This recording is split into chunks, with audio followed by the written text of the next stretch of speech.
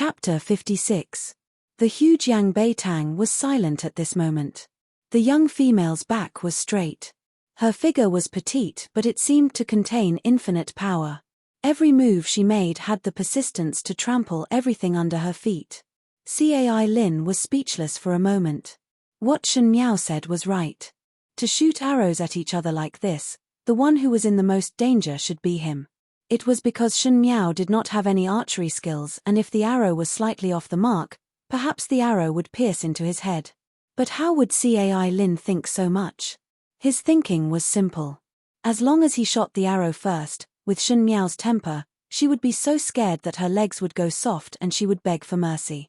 He would then play around with Shen Miao, and as a result, Shen Miao's face would be lost, and naturally he could help Shen Yu vent her anger. As for what would happen after that, Cai Lin did not even think about it. In his heart, Shen Miao would naturally be so scared after he shot the arrow, so how would she have the strength to shoot at him? Moreover, a female who had not even pulled a bow before, perhaps she would not even be able to pull a big bow, so it would be a joke. Cai Lin thought like this, but he missed out on Shen Miao's reaction. She just quietly looked at the other. That kind of calmness that was beyond her age made Cai Lin suddenly angry out of shame. Shen Miao's gaze was like watching a child being played, pitiful and ridiculous. It was the most impulsive age, so Cai Lin did not say anything further. What do I not dare to do? Life and death contract is life and death contract. Ari. Cai Daran, who was at the male side of the banquet, sighed anxiously. He could not wait to rush forward and beat up this unfilial son of his. Previously he thought that Cai Lin was just naughty and did not expect that he would pick Shen Miao. Cai Daran was not worried about his son's safety for the life and death contract, but he was afraid that Cai Lin would really make Shen Miao unable to step down from the stage or shoot and injure Shen Miao.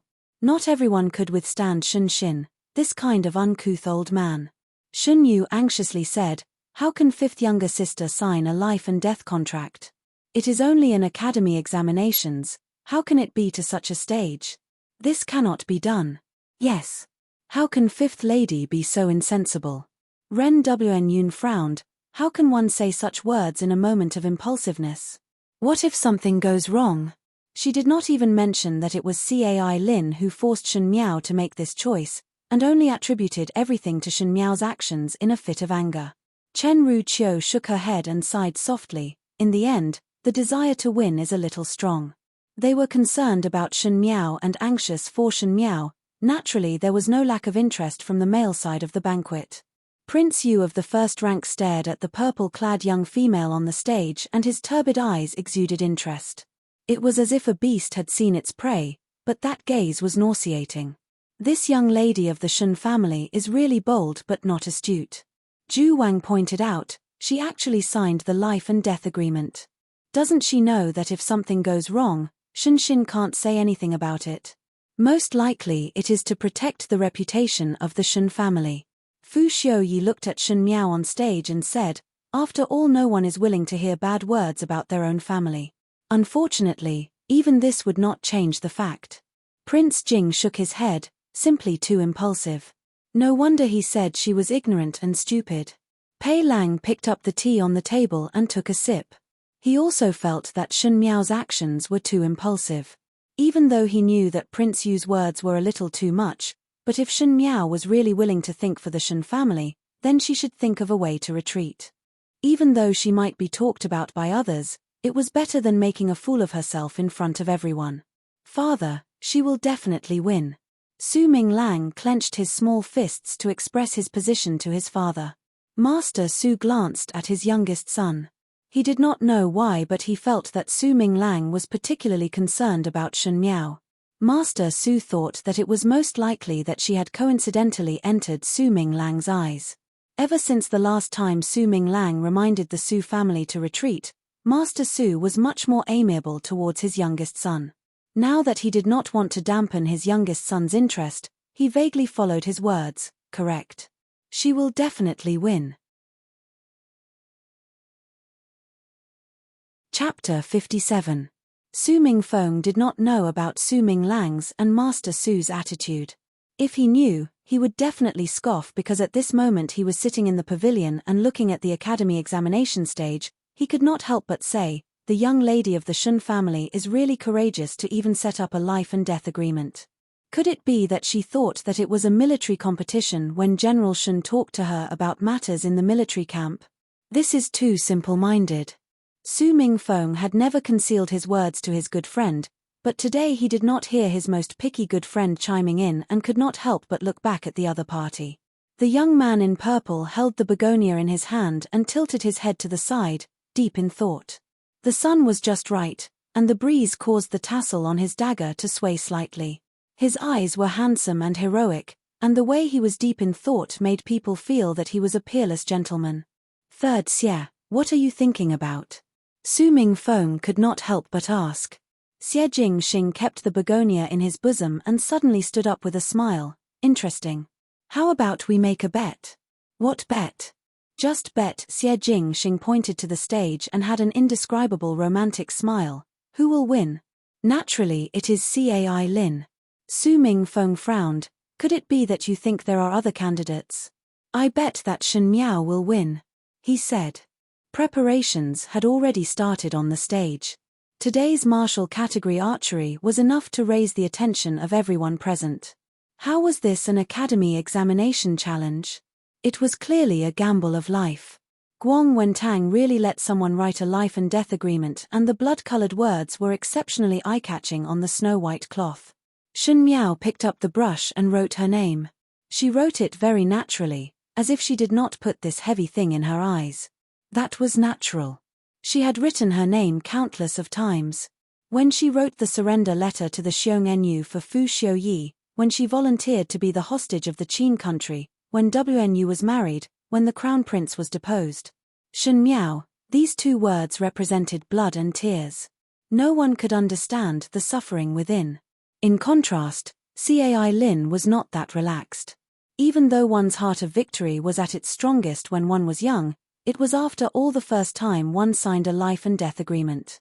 Cai Lin was just a child that was too well protected by the family and was not mature enough.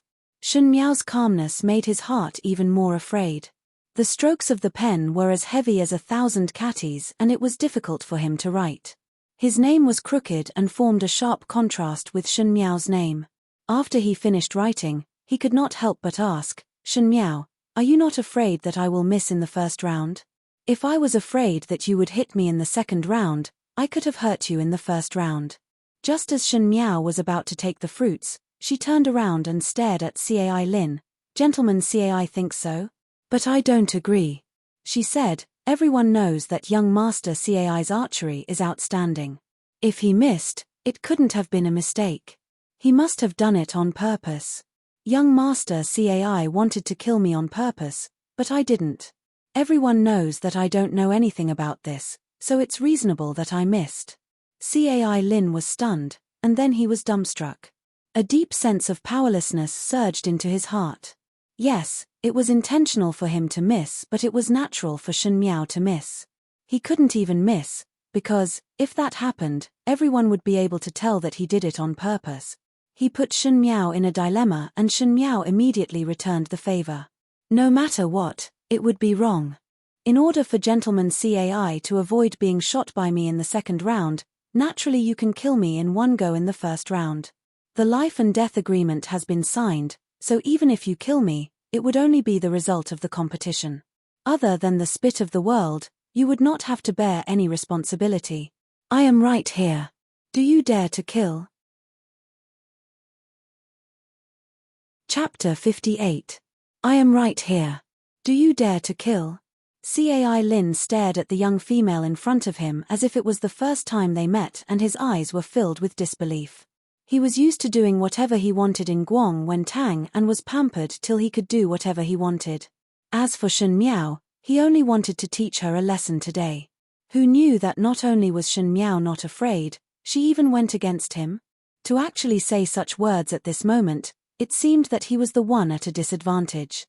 Did Cai Lin dare? Not to mention if he had the guts, even if he dared, could he do it?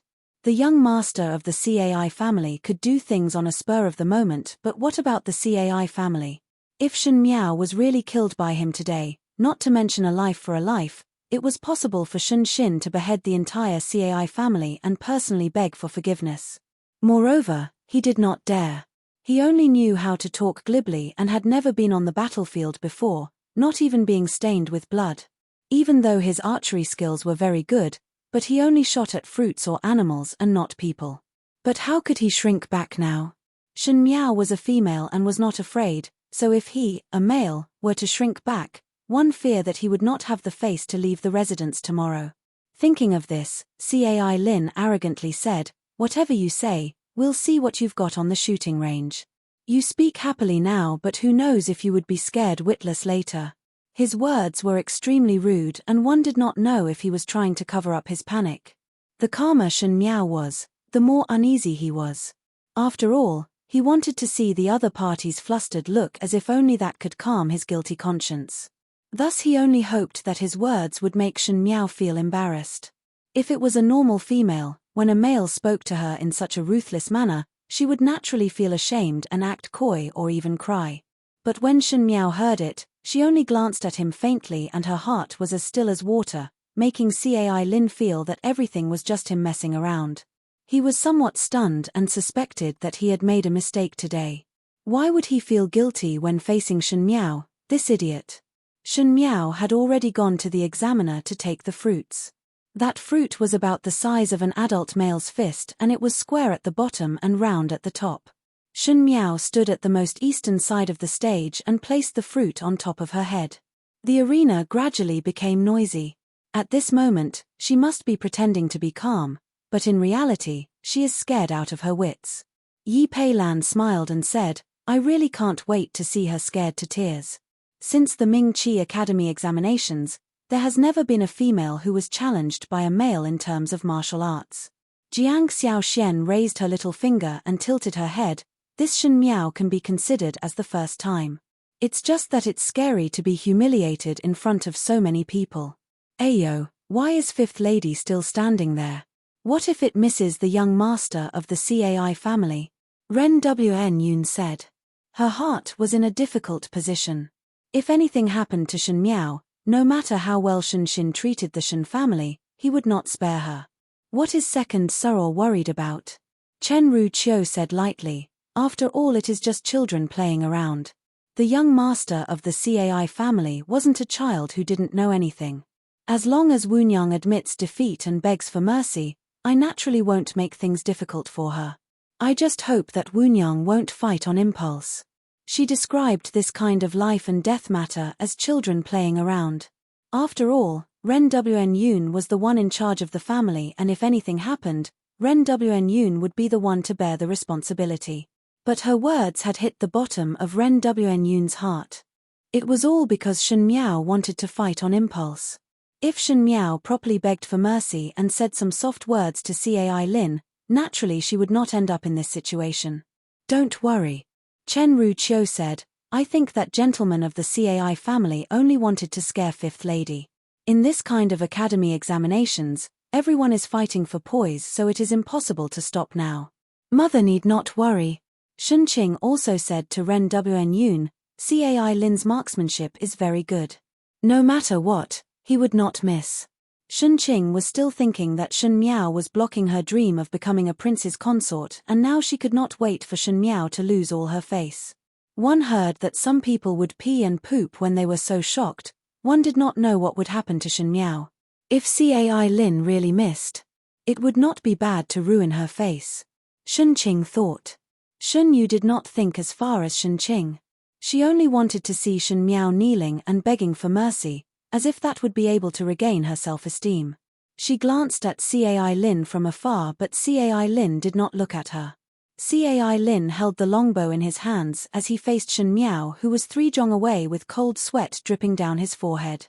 Shen Miao stood there quietly as the wind blew up the corner of her wide cloak. As her purple clothes fluttered, her brows and eyes were similar but that kind of dignified bearing, as if she had experienced a great storm and calmness, gilded her entire person with a layer of dazzling brilliance. Cai Lin slowly pulled the bow.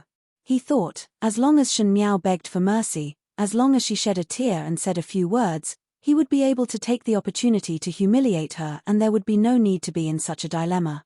Unfortunately, his wish ultimately fell through. Shen Miao's expression was calm, as if she did not put him in her eyes. Shen Yu frowned. Why did the scene of Shen Miao crying and begging for mercy not appear? Why did Shen Miao look calmer than Cai Lin? There were already quite a number of people who discovered this point and their impression of the original idiot was quietly changing. Not every young lady could stand in front of a person with a bow and arrow, and if one were to say that she inherited Shen Xin's composure in front of the enemy, it could only be said that a tiger father would not have a dog daughter. Cai Lin's hands started to tremble. Usually it was an easy matter for him to shoot the fruit from 3 zhong away, but today it was exceptionally difficult. That distance seemed to be very far. And Shen Miao's words lingered in his ears. I am here. Do you dare to kill? Did he dare? Did he dare? Did he dare? With a xiu sound, the arrow fiercely streaked across. But it only swayed in midair before falling down. It did not even reach the corner of Shen Miao's clothes, as if there was not enough strength, much less shoot the fruit. The audience burst into laughter. There was even a classmate who teased, Cai Lin, could it be that you have tender and protective feelings for the fairer sex? Normally one could shoot from 10 zhong, but today one cannot even shoot from 3 zhong. He wiped the sweat on his forehead and immediately started to shoot. The second arrow was shot at Shen Miao's feet. The third arrow brushed past Shen Miao's hair and knocked down the fruit on Shen Miao's head. Shen Miao's hair was scattered and a head of black hair flowed down to her shoulders. However, even when the arrow narrowly brushed past her cheeks, her expression did not change at all. Black hair, purple clothes, the young female's snow-white skin and beautiful appearance stood straight in the wind. Cai Lin's hands softened and the bow and arrows fell to the ground. The audience was silent. Even a fool could see that the person who was afraid was not Shen Miao but Cai Lin. I am here. Do you dare to kill me? Do not dare. I dare. She smiled faintly, and a tinge of cruelty appeared in her eyes that were like those of a cub's. Coupled with her face that was still somewhat innocent, there was a strange sort of beauty to it. Now, it is my turn. Chapter 59. It is my turn. The 3 words were said lightly by Shen Miao, but there was an inexplicable chill in them. It was as if the voice came from the 9 heavens and smashed in front of Cai Lin. The cold sweat on Cai Lin's forehead slid down his face as he stared blankly at Shen Miao in front of him. Shen Miao took a few steps forward and bent down to pick up the longbow on the ground. Everyone present were watching her every move and their eyes were reluctant to turn away. This was really an unexpected scene. One thought that one would see Shen Miao fainting from fright or lose her composure, but she was completely fine. It was Cai Lin who was drenched in cold sweat and none of the 3 arrows were heavy. After a short silence, the audience below the stage started to discuss. Indeed, a tiger father does not beget a dog daughter. This young lady of the Shen family has such gut. The person who spoke had a good relationship with Shen Xin and initially had some doubts when he heard that Shen Miao was an idiot, but after seeing it today, he thought that those words were just rumors. With this kind of courage and boldness, how would one be an idiot? It was obvious that there was someone who deliberately did it to smear the young lady's reputation. Indeed, not bad. You see, just now she did not even blink, and if the arrow was slightly off, it would have scratched her cheek. This young lady really has the air of a great general. Even if it was us, we would most likely jump in shock. Why don't you see which family she comes from? Can General Shen's young lady be bad? It seems that those words were just rumors and cannot be trusted. Ari, no wonder one would deliberately smear her name. The tallest tree in the forest would be destroyed by the wind. To be so outstanding at such a young age, it is no wonder that others would be jealous. Most of the people in the official circles had a good attitude towards Shen Xin. After all, there were many interlinked interests. Moreover, they were always working in the court and were not as meticulous as the women in the inner courtyard, thus they looked at things differently. In the past it was Shen Miao who was young, but now that she was older, naturally she would display her outstanding qualities. Prince Ju and Prince Jing looked at one another before Prince Jing shook his head and sighed. It seems that both of us are wrong. She is really a bold person. Number 9 is regretting it now. Prince Ju smiled as he looked at Fu Xiuyi. How could one reject such an extraordinary female? One would not have such a change in one night. It is either that this fifth Shen young lady met an expert or she was deliberately pretending to be a fool. No matter which one it is, number 9, you are at a disadvantage. Prince Jing said. Fu Xiuyi smiled and said, a fair and graceful lady. Unfortunately, you are not someone I like. Regret. Fu Xiuyi did not feel that it was just that Shen Miao's calm look was somewhat dazzling in his eyes. He also didn't believe that a person could change into a completely different person overnight. Could it be that he had been pretending to be a fool all along? But why did he pretend to be a fool? Could it be that he did it on purpose to make him dislike him? Pei Lang put down the teacup that he was holding. He did not know why, but just now he was worried for Shen Miao. Unexpectedly, she managed to stabilize herself. Not only did she stabilize herself, but she also scared Cai Lin so much that he couldn't even pull a normal arrow properly. Shen Miao was so powerful. Indeed a wonderful person. Prince Yu smiled satisfactorily and stared at Shen Miao's figure. Do not know. What does it taste like? Pei Lang frowned. Prince Yu's words most likely meant that he was thinking of something dirty and shameful. Unfortunately his words carried little weight and he could not do anything. You have lost. In the pavilion, Xie Jingxing was leaning against the window as he said in a calm and composed manner. It was actually this kind of result. Su Mingfeng's eyes almost popped out. He looked at Xie Jingxing and then looked at the distant stage before asking, did you already know about it? One must be willing to bet and be willing to lose. Xie Jingxing stood up and patted the dust off his body. Chapter 60. All right, I admit defeat. What is the punishment? Su Mingfeng answered straightforwardly. Your punishment is to celebrate with me after this match. How about the Nuer Hong that has been buried for 20 years? You really have a black heart. Su Mingfeng scolded and immediately realized something and asked doubtfully, but why celebrate? Is there anything to be happy about? Not now, but there will be soon. Xie Jingxing raised his eyebrows. It's something worth being happy about. On the stage, Shen Miao handed the fruit to Cai Lin. Cai Lin's hands trembled as he received the fruits and asked, Shen Miao, have you learned archery before? Never. Shen Miao smiled as she looked at him. Today is my first time touching a bow, but since I am able to shoot 3 arrows, even if I do not understand the first one, there is still the next one. I will eventually learn it. Cai Lin shuddered and looked at Shen Miao incredulously. Are you talking nonsense? Just now Shen Miao's expression was calm and unhurried, as if she often did this kind of thing with others. He was lucky enough to think that Shen Miao was an expert. After all, Shen Xin was the formidable great general and it was possible for him to personally teach his daughter archery. But now Shen Miao actually said that today was the first time she touched the bow? How dare she? He said, you don't know anything. How can you shoot from afar? It's obvious that I can't hit this fruit. Am I not going to die for nothing? Young Master Cai is too ridiculous, Shen Miao said calmly. Her voice was neither loud nor soft. When she spoke, it was just loud enough for everyone to hear. Everyone looked at the purple-clothed girl. She lowered her eyebrows and narrowed her eyes, but her aura was overbearing. Just now, when young Master Cai challenged me to fight, he never asked me if I knew how to shoot. When you were shooting at me just now, you didn't ask me if I would die. Why is it that when it's my turn to shoot, you're asking me if I can do it? These words made Cai Lin speechless. Indeed, he only wanted to vent Shen Yu's anger and deliberately chose the archery that Shen Miao did not know. But now, he had shot himself in the foot. Young Lady Shen, my son is naughty and mischievous. This official apologizes to you on his behalf. Please do not take it to heart. It's just that you really don't know how to use archery right now, so it's hard to avoid accidents. It's not good for you to pursue the matter. Lord Ci finally couldn't bear it any longer and suddenly opened his mouth under the gaze of his wife. As soon as the words left his mouth, his face turned red. However, there was nothing he could do. Although it was embarrassing, it was better than losing his son's life.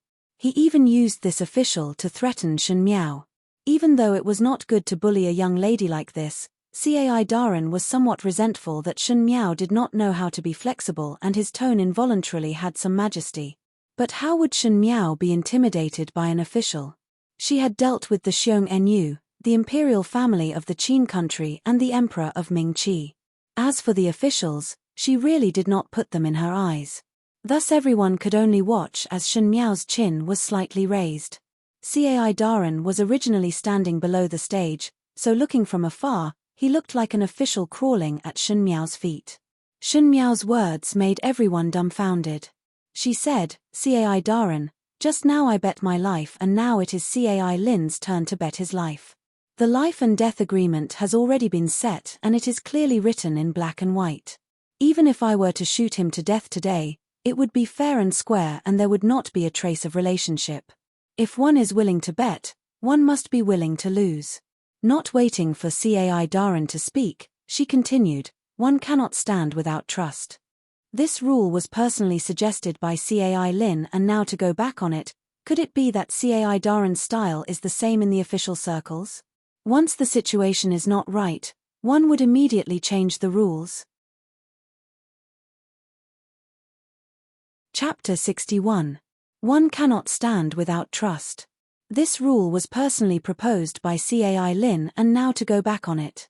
Could it be that Cai Daran also has such a style in the officialdom? Once the situation is not right, he would immediately change the rules. Previously Cai Lin said, Guang Wentang did not specially set a precedent for someone. Whatever rules the challenger says, then the rules will be followed. Why? A dignified great general's daughter is also such a cowardly person? His words were still ringing in one's ears, and now Shun Miao returned it back to Cai Daran's face, making Cai Lin speechless. The rules are set by you all, and now you all are not doing it. With a red mouth and white teeth, is it possible to do anything? Are all the Daran of Ming Qi like this? Her words were sharp and ruthlessly exaggerated the matter. Cai Daran's cold sweat suddenly dripped down. There were so many colleagues in the officialdom, and today there were his relatives, and naturally there were also his enemies. When Shun Miao's words fell into the ears of those who had the intention, who knew what kind of fuss would be made out of it. Moreover, there were people from the imperial family here, and if it was not good, it would attract the suspicion of the imperial family. Not to mention Cai Lin, even the entire Cai family would suffer a calamity. Young Lady Shun said correctly. The one who spoke was Prince Yu of the first rank. He smiled strangely at Shun Miao and said, Cai Daran, Gentleman Cai set the rules, so naturally it must be completed by himself. When would Prince Yu of the first rank be kind enough to help others out of trouble? When those words were spoken, everyone's eyes were cast towards Shun Miao. There were all kinds of meanings, some understanding, and some contempt. Prince Ju and Prince Jing looked at each other before Prince Jing sighed, Even Royal Shu has spoken. Perhaps we will have another young royal soror. When Prince Ju finished, he also felt that it was funny and shook his head without speaking. Prince Yu of the first rank had already spoken, so no matter how dissatisfied Cai Daran was, he would not dare to refute at this moment. Even though he was angry in his heart, he could only brace himself and say, It is this official's lack of consideration. He stared at Cai Lin with sorrow and anger at Cai Lin before turning and leaving.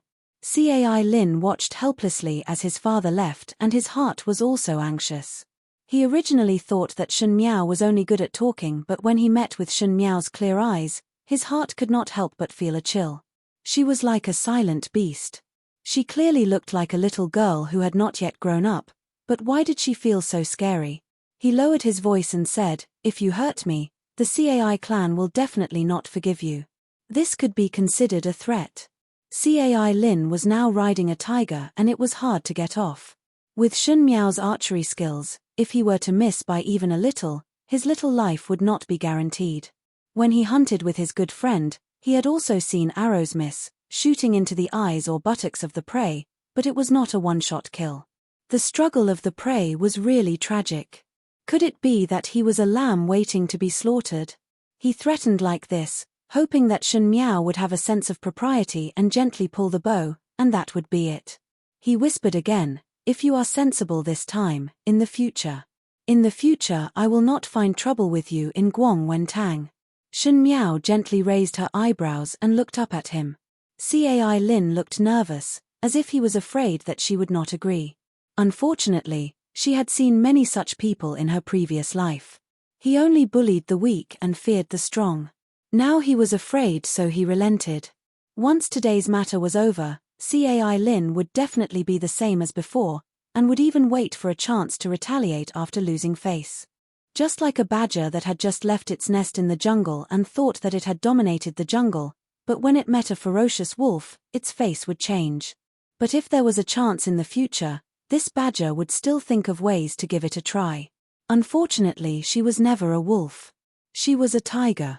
How to make this badger never dare to provoke her again, that was. Bite off his neck in one bite, so that he would never dare to provoke her again. She smiled gently. Previously I asked you, do you dare to kill me if I am here? Your archery skills had already answered this question for you.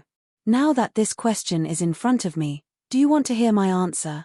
Her little face was as smooth as jade and still had a bit of tenderness, like a sprout growing in spring, but her words were so savage that it made one's heart palpitate.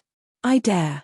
Finishing this sentence, she turned around and walked to the shooting platform. Cai Lin stood at the same spot in a daze and only recovered to his senses when the examiner called his name. Only then did he discover that everyone was looking at him and their eyes were filled with a look of watching a good show. His gaze landed on the pink-clad young lady at the female side of the banquet. Shun Yu was talking to the person beside her and did not even look at the platform. He suddenly felt somewhat lost and felt that his actions at this moment made others even more disgusted. He was the one who provoked it, so how could he shrink back now? If he lost to a female, one fear that the Cai family would become a laughingstock in the capital, not to mention that Shun Yu was watching from below the platform. If he were to make a fool of himself, how could he face Shun Yu in the future? Facing Shun Yu? Just a little female, and she said it so frightening. Could it be that she really dared to kill? Even if there was a life and death agreement, killing a person was not something that could be easily explained.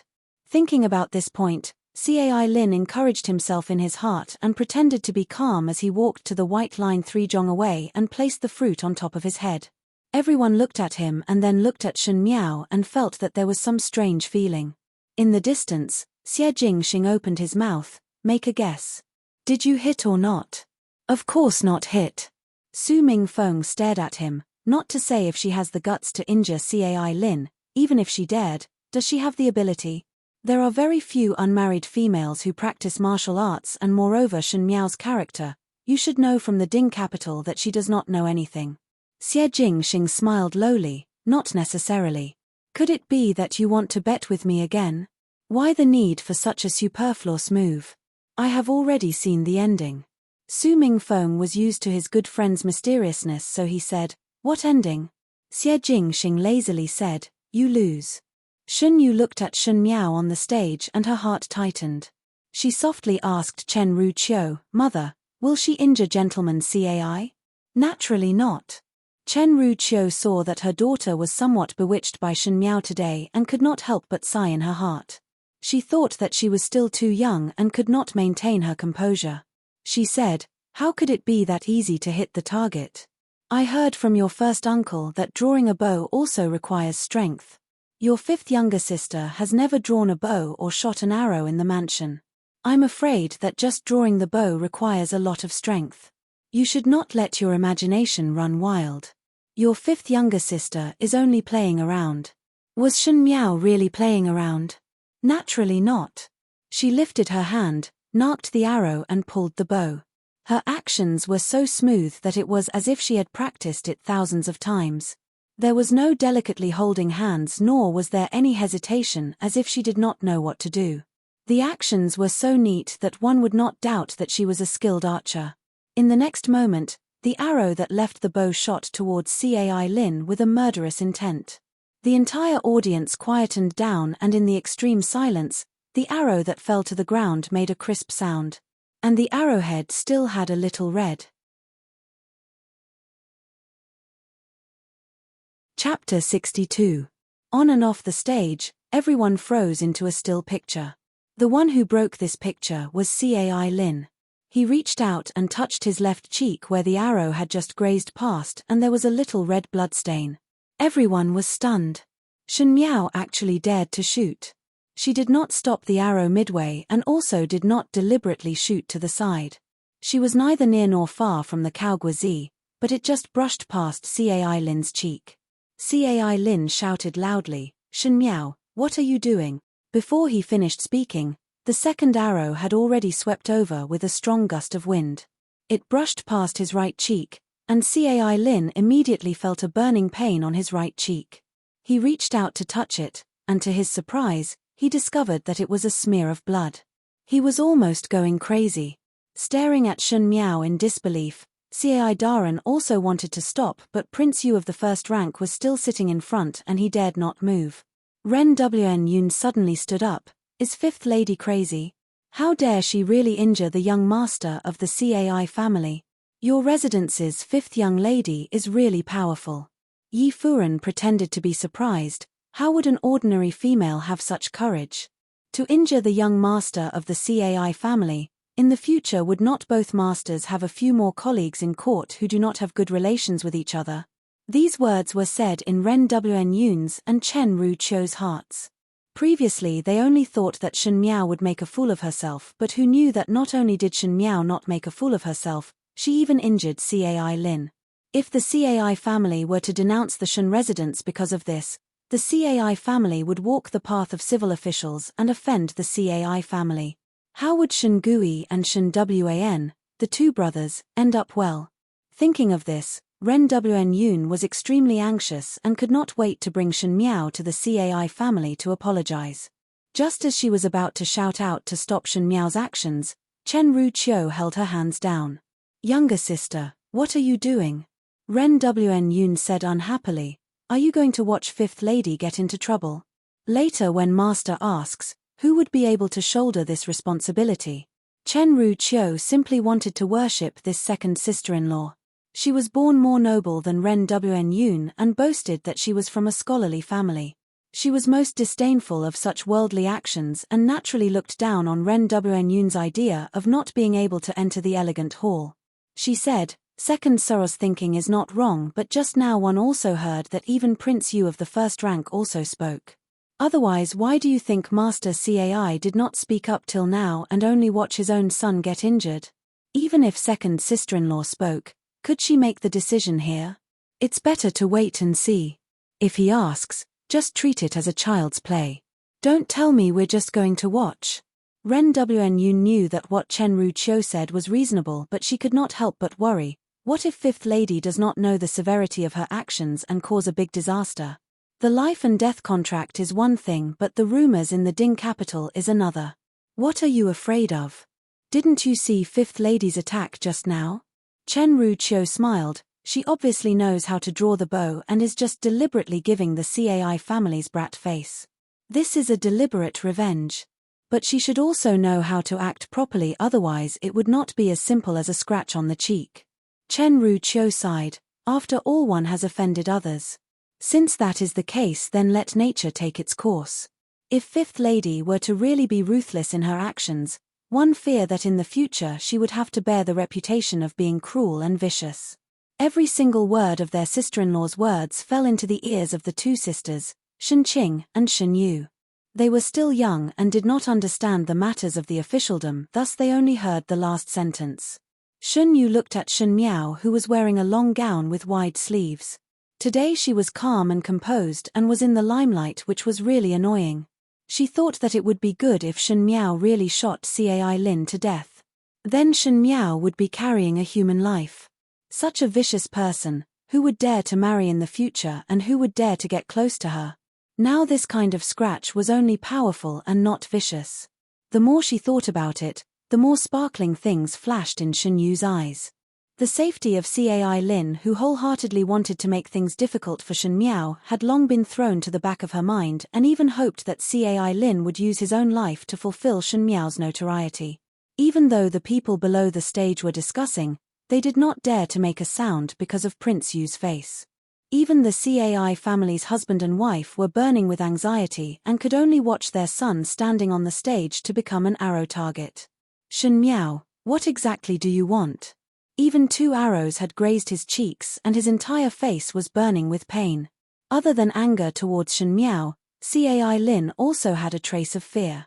He suddenly discovered that there was nothing that Shen Miao did not dare to do. She was clearly a lunatic and dared to do anything. Separated by some distance, Shen Miao's voice was a little vague and could not be transmitted to the people below the stage, but it could be transmitted to Cai Lin's ears. Her voice was light as if it came from the clouds, making one not dare to look up. She said, "To teach you a lesson." Shen Miao suddenly raised her voice, "There is still one last arrow." Everyone in the audience stared at that arrow. Cai Lin's legs were about to go soft and he pinched himself hard so that he would not go soft. Because he saw that Shen Miao's arrow was aimed at his head. He was very afraid. It was a kind of fearless fear towards the Shen family. This kind of fear was so strong that it captured all of his attention at this moment. He wanted to escape from this academy examination stage, but Shen Miao's arrow was aimed at him, as if she could chase him to the ends of the earth. The young lady of the Shen family is just too strong. Even though the Daren at the male side of the banquet admired Shen Miao's calmness, they also felt sorry for her performance at the moment. One had to know that it was not a good thing for a female to be too strong. She was now biting Cai Lin and not letting go. It was nothing more than to retaliate against Cai Lin's provocation. But Cai Lin did not cause any harm to her, but Shen Miao had scratched Cai Lin's face.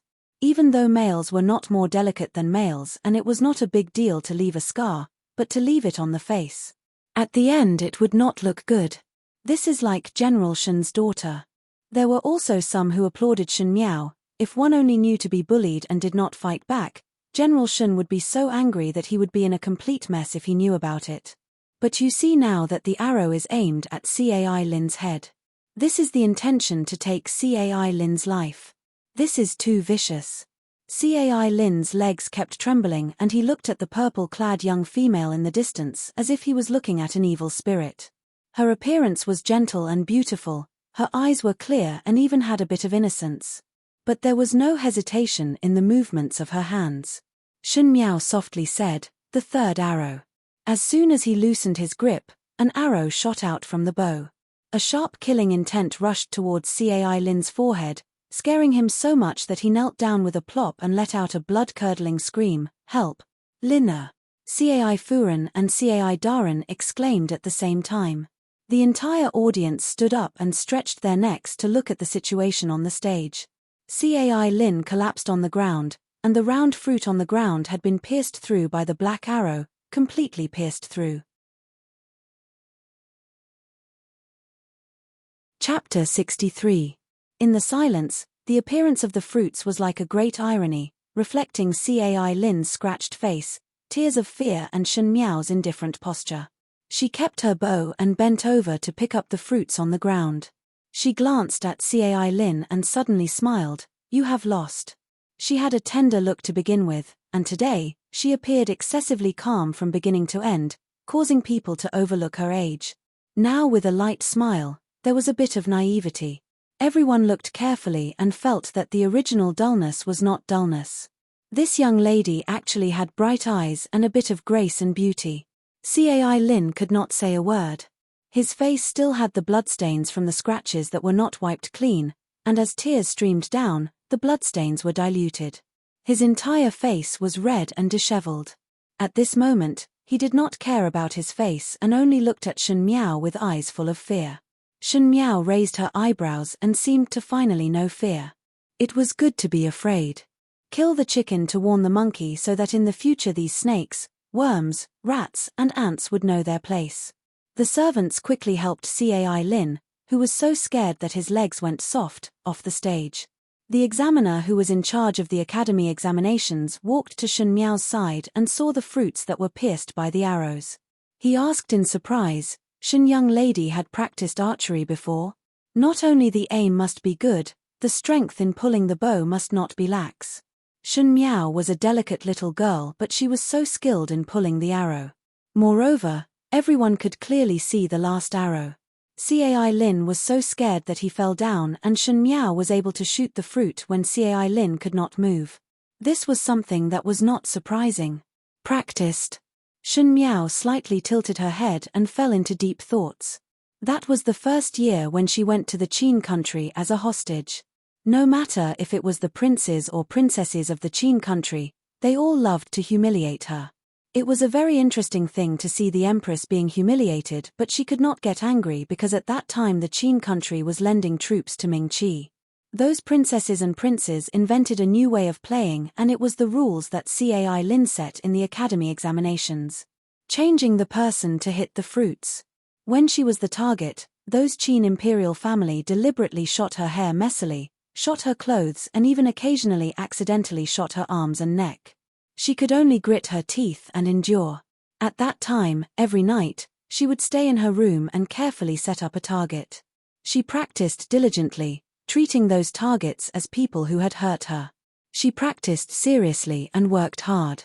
Finally, she could hit the target every time. But in the daytime, when it was her turn to shoot an arrow, she would still deliberately miss it, or she would be too weak to draw the bow. No choice, one had to lower one's head under the eaves. She must return to Ming Qi alive to see Wnu and Fu Ming. This kind of strenuous life lasted for an entire year. Today, when Cai Lin brought it up again, it suddenly brought her back to those humiliating days. In this life, she had nothing that could be used against her. Naturally, she could kill and shoot whenever she wanted.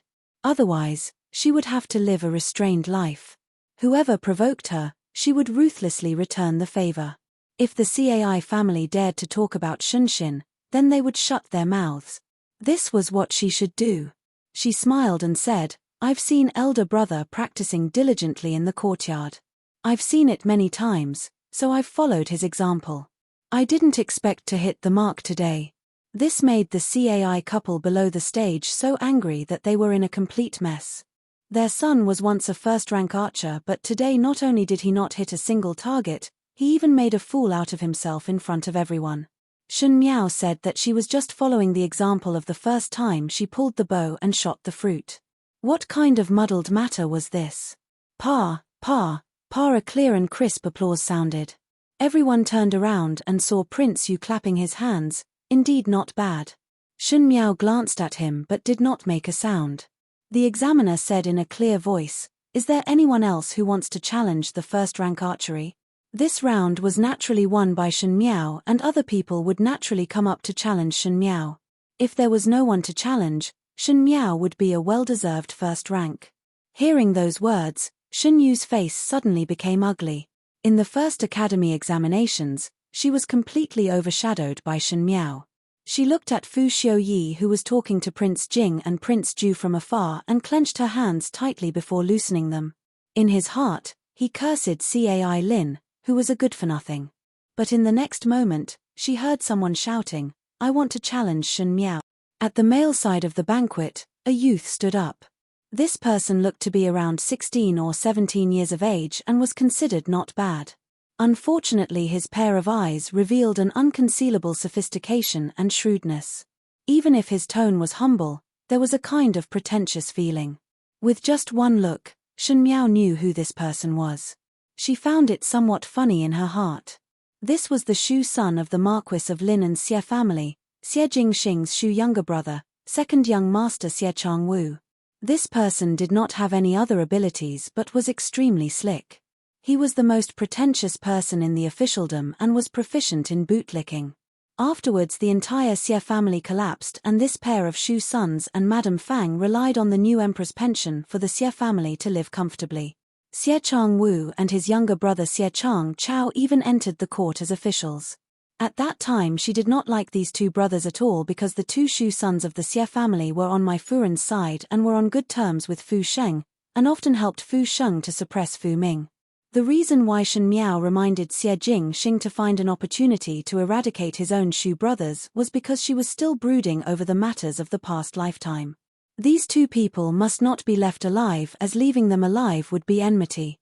Now she had yet to take revenge for her enmity, but this person took the initiative to send himself to her doorstep. But for what? She looked at Master Cai's position. Master Cai's face was calm and Chang Chao seemed to be comforting him. That's right, recently the two Xie brothers were preparing to find a job under Cai Daran, thus they had been taking the initiative to befriend Cai Lin. Unfortunately, the one Cai Lin wanted to befriend was Xie Jingxing and did not care about the two brothers. But wasn't it a good opportunity now? One had to know that in the past lifetime, at the end of this year, which was when she successfully forced Fu Xiuyi to marry, Chang Wu and Chang Chao entered Cai Daran's hands. After that, 2 years later, the Cai family was involved in a corruption case and their assets were confiscated and exterminated. There were many things that had changed, but there were also many things that did not change. It seemed that after the changes, the ending had not changed. The two Xie brothers wanted to use this method to please the Cai family, but let her sweep their face.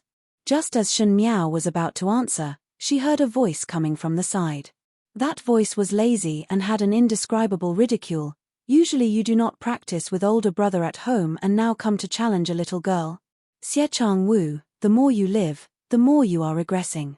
Xie Jingxing appeared on the stage and he folded his arms across his chest as he looked at the two Shu brothers who were stunned below the stage. He smiled. How about I challenge the both of you?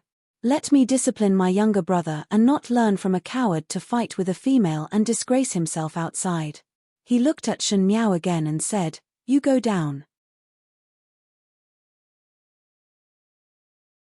Chapter 64. Shen Miao stared at him without moving. She had reminded Xie Jingxing, so she was naturally prepared for Xie Jingxing to go on stage, but she didn't expect it to be like this. She didn't know whether to laugh or cry. It was as if Xie Jingxing was helping her out, but the truth was not like that.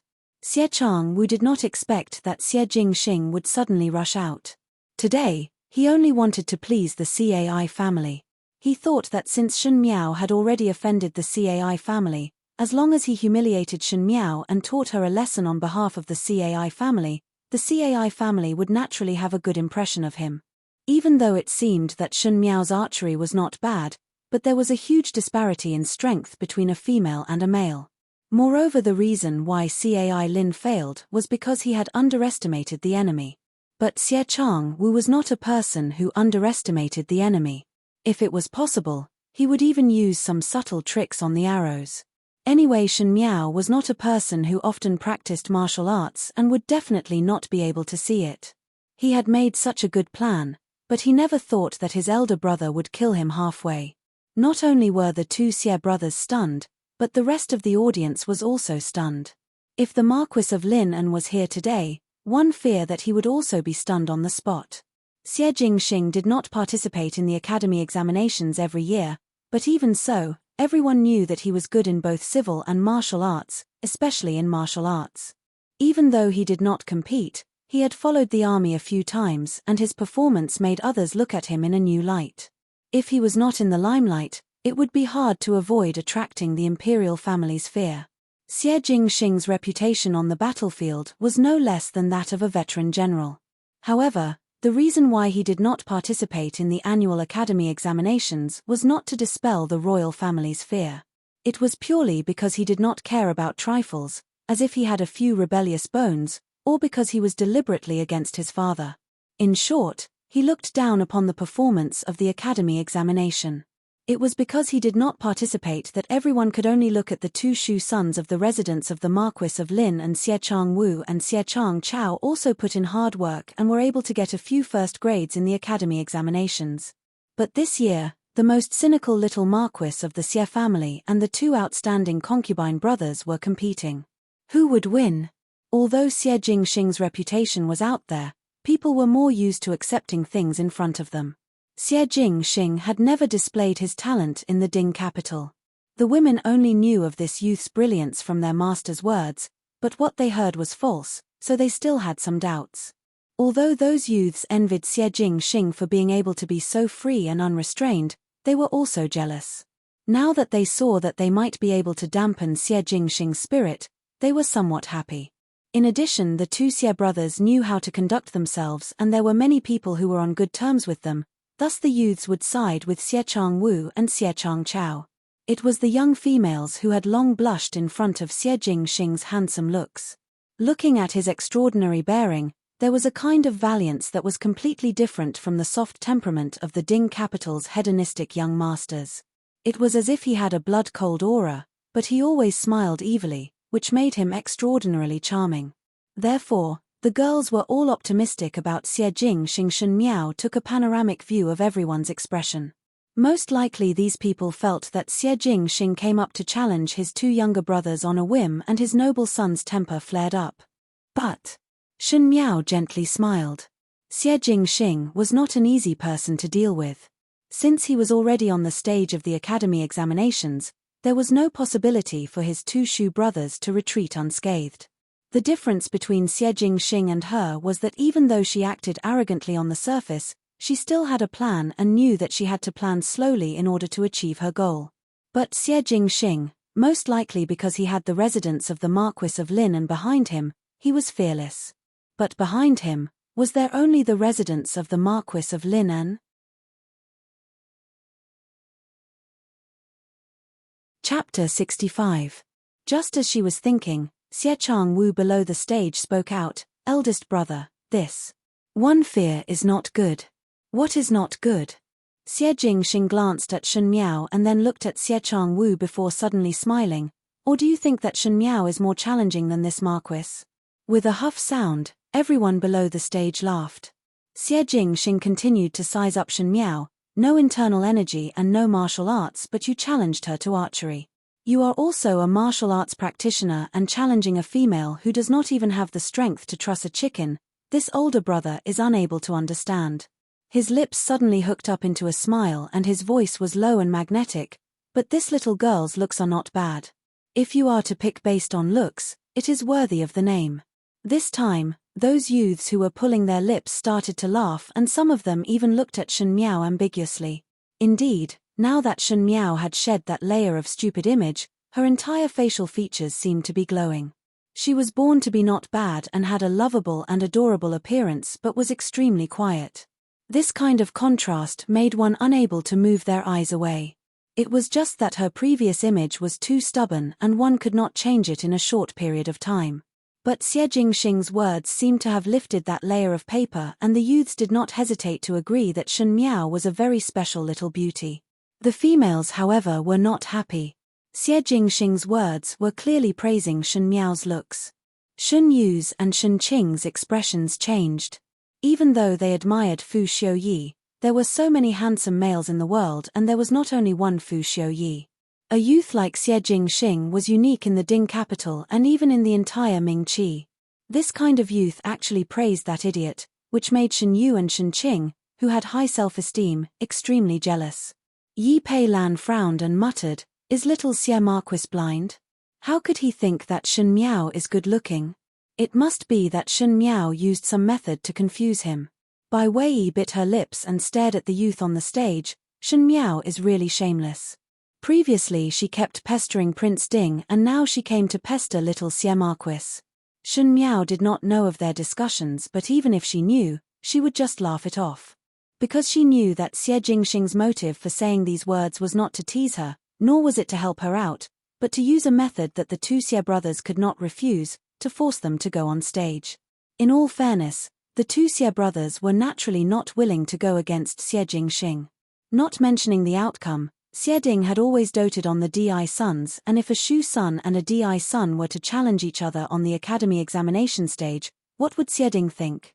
He would only think that the brothers were not on good terms. The biased Xie Ding would definitely be unhappy with the two brothers. Therefore Xie Changwu and Xie Changchao would definitely think of ways to decline, but Xie Jingxing was a clever person and did not force them and directly goaded them. Yes, it was too strange that Xie Changwu was unwilling to challenge Xie Jingxing but wanted to challenge Shen Miao, who did not have the strength to fend off a chicken. His selfishness was clearly displayed in front of everyone. In order to dispel everyone's thoughts and to prove that he was not trying to climb up the CAI family, Xie Changwu could only go on stage himself and compete with Xie Jingxing. This was a helpless move, but after he agreed, his plan to use Shen Miao to climb up the CAI family would fall through and he would lose. He braced himself to get up. Since older brother has spoken, How can this younger brother not follow? How would Xie Jingxing give him a chance to complain? On the battlefield, whoever he wanted to lose, he would lose without mercy. One person is not enough. He raised his eyebrows. Third younger brother, come up together. Chapter 66. Third brother, let's go together. With Xie Jingxing's words, Xie Changchao below the stage was also stunned. Previously, when he saw Xie Jingxing's sudden appearance, he thought that Xie Jingxing was specially helping Shen Miao out of the predicament. Anyway, this older brother's actions could not be inferred from the perspective of an ordinary person. But Xie Jingxing's words stunned him. The person who went up to challenge was only Xie Changwu, so what did it have to do with him? But now that Xie Ding was not present, Xie Changchao could only look towards Xie Changwu and whispered, "Second older brother, what is going on?" Xie Changwu was usually more astute than Xie Changchao, and when he heard Xie Jingxing's words, he was instantly angered. Xie Jingxing wanted to challenge but said that he alone was not enough and had to add Xie Changchao. What was the meaning of this? This was nothing more than humiliating the two brothers. Xie Jingxing naturally thought that the two brothers were not his opponent even if they joined hands. This was just too arrogant. Xie Changwu, who was angered by Xie Jingxing's words, had long lost his usual calmness. His expression became unfriendly, and his tone seemed to contain some anger. "Big brother, you're full of confidence. You don't even put us in your eyes at all." On the stage, Xie Jingxing was playing with the fruit that he had taken from the examiner's hand. His beautiful eyes narrowed as he lazily said, "Not bad, I indeed did not put you all in my eyes. The two of you have been practicing martial arts since you were young and have never sparred with me. I heard that you are outstanding. How about you let me broaden my horizons today?" He continued. Everyone present seemed to have heard the discord between the Xie brothers. One had to know that the matter of the residence of the Marquis of Lin and had spread throughout the entire Mingqi. All along, everyone had different guesses about the relationship between these few brothers, and Xie Jingxing had always maintained an indifferent attitude towards the residence of the Marquis of Lin and, to the extent that he disdained to talk to the two Shu younger brothers, thus there did not seem to be any waves in this coldness. Today was the first time that Xie Jingxing made his two Shu brothers lose face in front of everyone. The audience started to discuss among themselves. Some of them wanted to watch the show, while others were curious about the result. Shen Miao looked at that casual and handsome youth. This person, Xie Jingxing, was indeed somewhat strange. He seemed willful and indulgent, but there seemed to be a clear line guiding him. Now, the two Xie brothers were being led by the nose by him, and he didn't even realize it. He was afraid that after today's written examination, the two Xie brothers would not be left with a trace of their reputation or reputation. When Xie Changwu heard it, he suddenly sneered and said word by word, only exchanging pointers, "Why not?" He looked at Xie Jingxing and there were all kinds of strange emotions in his shrewd eyes. He said, "Since older brother wants to do so, then third younger brother will attack together. I'm afraid that when the time comes, big brother must not say that you're bullying me." He said it so confidently. In other words, if Xie Jingxing lost to them, it was Xie Jingxing who started it first. It had nothing to do with the two of them. Xie Jingxing might even make a fool out of himself. Xie Changchao was still somewhat hesitant, but when he saw Xie Changwu giving him a look, he immediately recovered and said, "Younger brothers will definitely accompany." The most interesting thing about the selection round of the academy examinations was that no matter what kind of people there were, no matter how many people there were, and no matter whether they were male or female, they were all free to choose. Thus Xie Jingxing's request was not in violation of anything. Xie Jingxing's lips hooked up into a smile, and that evil smile attracted a number of young females' gazes. He jokingly said, "Want to also set up a life and death agreement?" Xie Changchao's and Xie Changwu's bodies stiffened and their faces became somewhat ugly. Xie Jingxing, however, lazily said, "Just joking. Between brothers, there is no need to fight to the death." Shen Miao's lips also gently hooked up. Xie Jingxing's words were really vicious. Since the two Xie brothers had already gone up the stage, there was nothing for her to do here. She tidied up her dress and went down the stage. At the female side of the banquet, Shun Yu and Shun Qing did not go up to talk, but it was Feng and Ning who quickly ran over. She said, "Your archery skills are actually this good. Could it be that you want a daughter to inherit your father's career?" Shun Miao's heart slightly wavered. Now that the imperial family was eyeing the Shun family covetously, not to mention her, even her eldest brother's situation was extremely dangerous. In the beginning, eldest brother's life was ruined by a female, and now that the Shun family had not fallen apart, she would use her own methods to protect the Shun family. Just like on the stage just now, whoever dared not give the Shun family face, she would not hesitate to return it 100-fold. But among the three people on the stage, who do you think will win?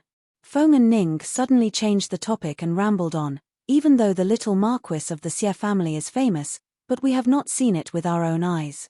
Perhaps the rumors are not credible. That Xie Chang Wu and Xie Chang Chao had obtained first rank last year.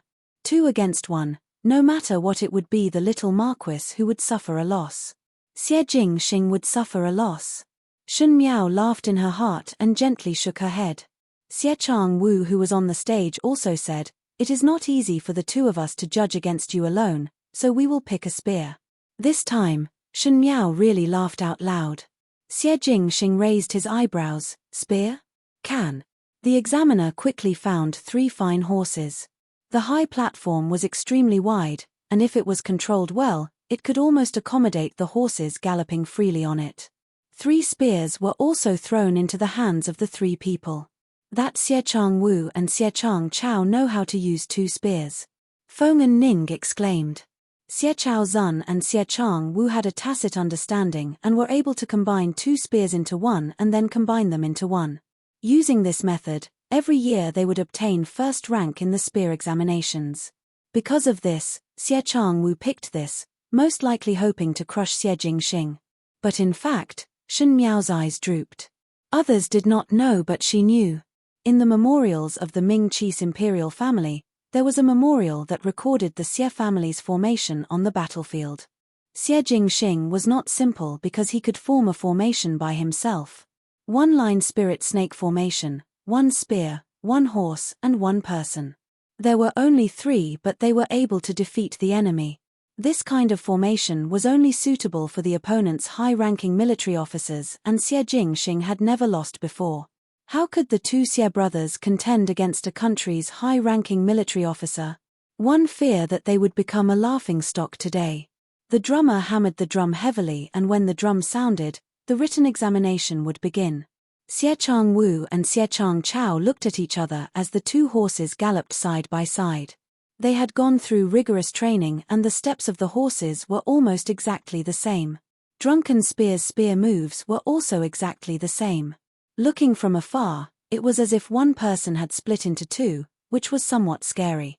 That purple-clad youth lazily raised his hand, and the black horse under him suddenly raised its hooves and galloped in the opposite direction. Everyone was in an uproar as they saw him holding the spear horizontally in front of him, and his clothes were like purple clouds and lightning. Like a storm, murderous aura instantly overflowed, and that handsome facial features made him look like a jade-faced Azura. Chapter 67. Normally, good-looking and fierce could not be mentioned in the same breath. Just like what those old people said, flowery but impractical moves, good-looking moves would definitely not be powerful, and the truly powerful moves would definitely be very fierce. However, Xie Jingxing was different. He was born handsome and romantic, but when he was crawling on the horse's back with the long spear in front of him, he was like a valiant god of war. That kind of iron blood temperament that was trained in the battlefield made one unable to move their eyes away from him. Strength and beauty, charm and ruthlessness, he was like a beautiful wolf that had a kind of noble and fierce aura that made one's heart palpitate. His purple robes were like flowing clouds and lightning as the horse beneath him galloped. Below him, everyone's blood seemed to be boiling with the sound of the horse's hooves. He had a strange temperament that could cause people to soar. Xie Chang Chao's and Xie Chang Wu's eyes followed the purple-clad youth closely, and they also separated. They actually wanted to outflank Xie Jingxing from the left and right, wanting to encircle and annihilate Xie Jingxing. This was really a shameless way of doing things. It was clearly 2 against 1. Everyone at the scene exclaimed one after another. Fu Xiuyi said, Xie Jingxing is indeed a good seedling of the Xie family. How is it as mysterious as what you said? Prince Ju smiled, so stubborn that even Xie Ding could not deal with him. One fear that he is also a devil incarnate. Fu Xiuyi smiled but did not speak. Even though this Xie Jingxing looked stubborn, he was definitely not an easy person to deal with. In the face of absolute strength, schemes and plots were also helpless. The reason why Xie Jingxing put this kind of cynical attitude on the surface was because he had nothing to fear. And what made him fearless? Most likely it was self-confidence. It was different from Prince Ju's arrogance and was also different from Prince Jing's cautiousness. Fu Xiuyi's evaluation of a person had always been very comprehensive. Thus there were all kinds of people in his advisors. There were those who were talented and learned in broadcasting, and there were also those who looked very unremarkable, high-ranking officials whose families had fallen, and there were also those who were heinous criminals. Only using talent, character, bearing, or the attitude of handling matters were not important to him. Xie Jingxing was such a dazzling person and one really wanted to keep him for one's own use. Unfortunately, he came from the residence of the Marquis of Lineage. And the residence of the Marquis of Lineage, after all, could not exist in the Mingqis rivers and mountains for too long. Putting down the regret in his heart, Fu Xiuyi continued to look up at the youth on the field. Xie Jingxing was being surrounded by the two Xie brothers but agilely dodged left and right. It was like a snake. No matter how airtight Xie Changwu and Xie Changchao's encirclement was, he would always be able to easily pass through. The two brothers originally cooperated perfectly with each other with their spears, but under Xie Jingxing's movements, it looked like it was riddled with holes. It was really very comical. Only when there was a contest would one be able to determine who was superior and who was inferior. In the process of fighting, who was superior and who was inferior was a fact that could be seen with a single glance. In front of Xie Jingxing, the two Xie brothers were unable to withstand a single blow. Heavens! Bai Wei covered her mouth and exclaimed, Little Marquis Xie seems to be playing with the Xie brothers. That's right, in comparison. Yi Peilan also exclaimed, the Xie brothers' rifles look like they are just for show. If the womenfolk could see the facts, how could the male side of the banquet not see it? Xie Jingxing was able to kill in one blow but was deliberately grinding Xie Changwu and Xie Changchao bit by bit. It was as if a lion had caught a rabbit but was not in a hurry to swallow it, but was playing with and torturing it. Little Marquis Xie is really an amazing person.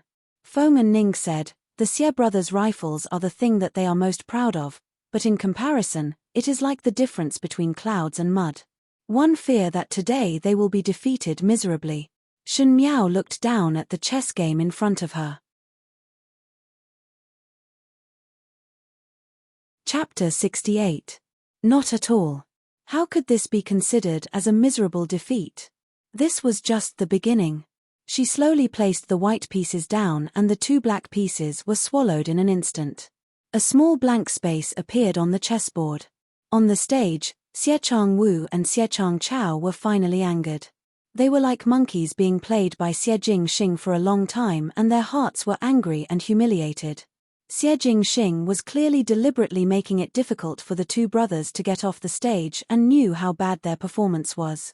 Xie Changwu's heart suddenly gave birth to a murderous intent. He stared fiercely at the purple-clad youth in front of him. The youth on the horse was extraordinarily handsome and his smile was very eye-catching.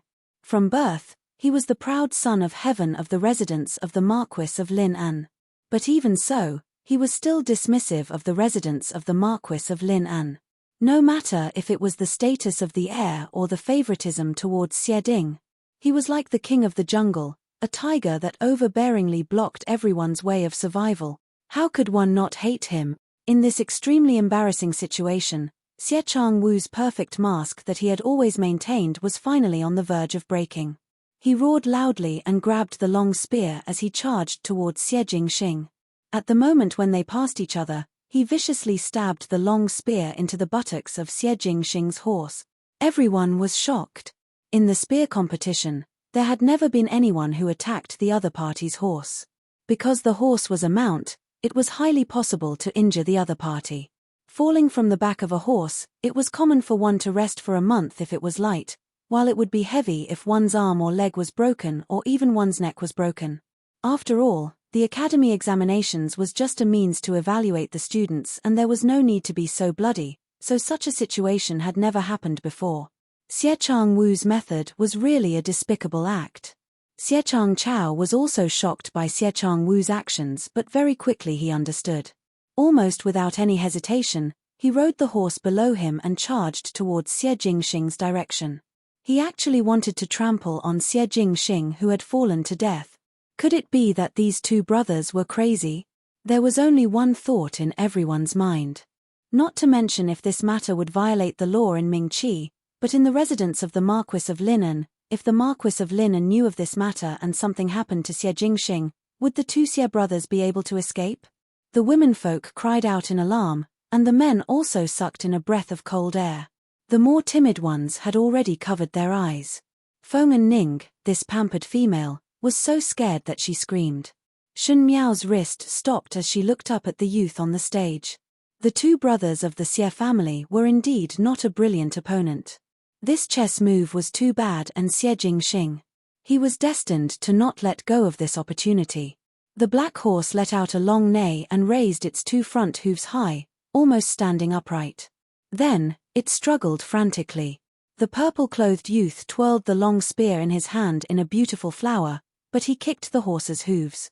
The long spear was bent horizontally, and the horse's two hooves were fiercely tripped.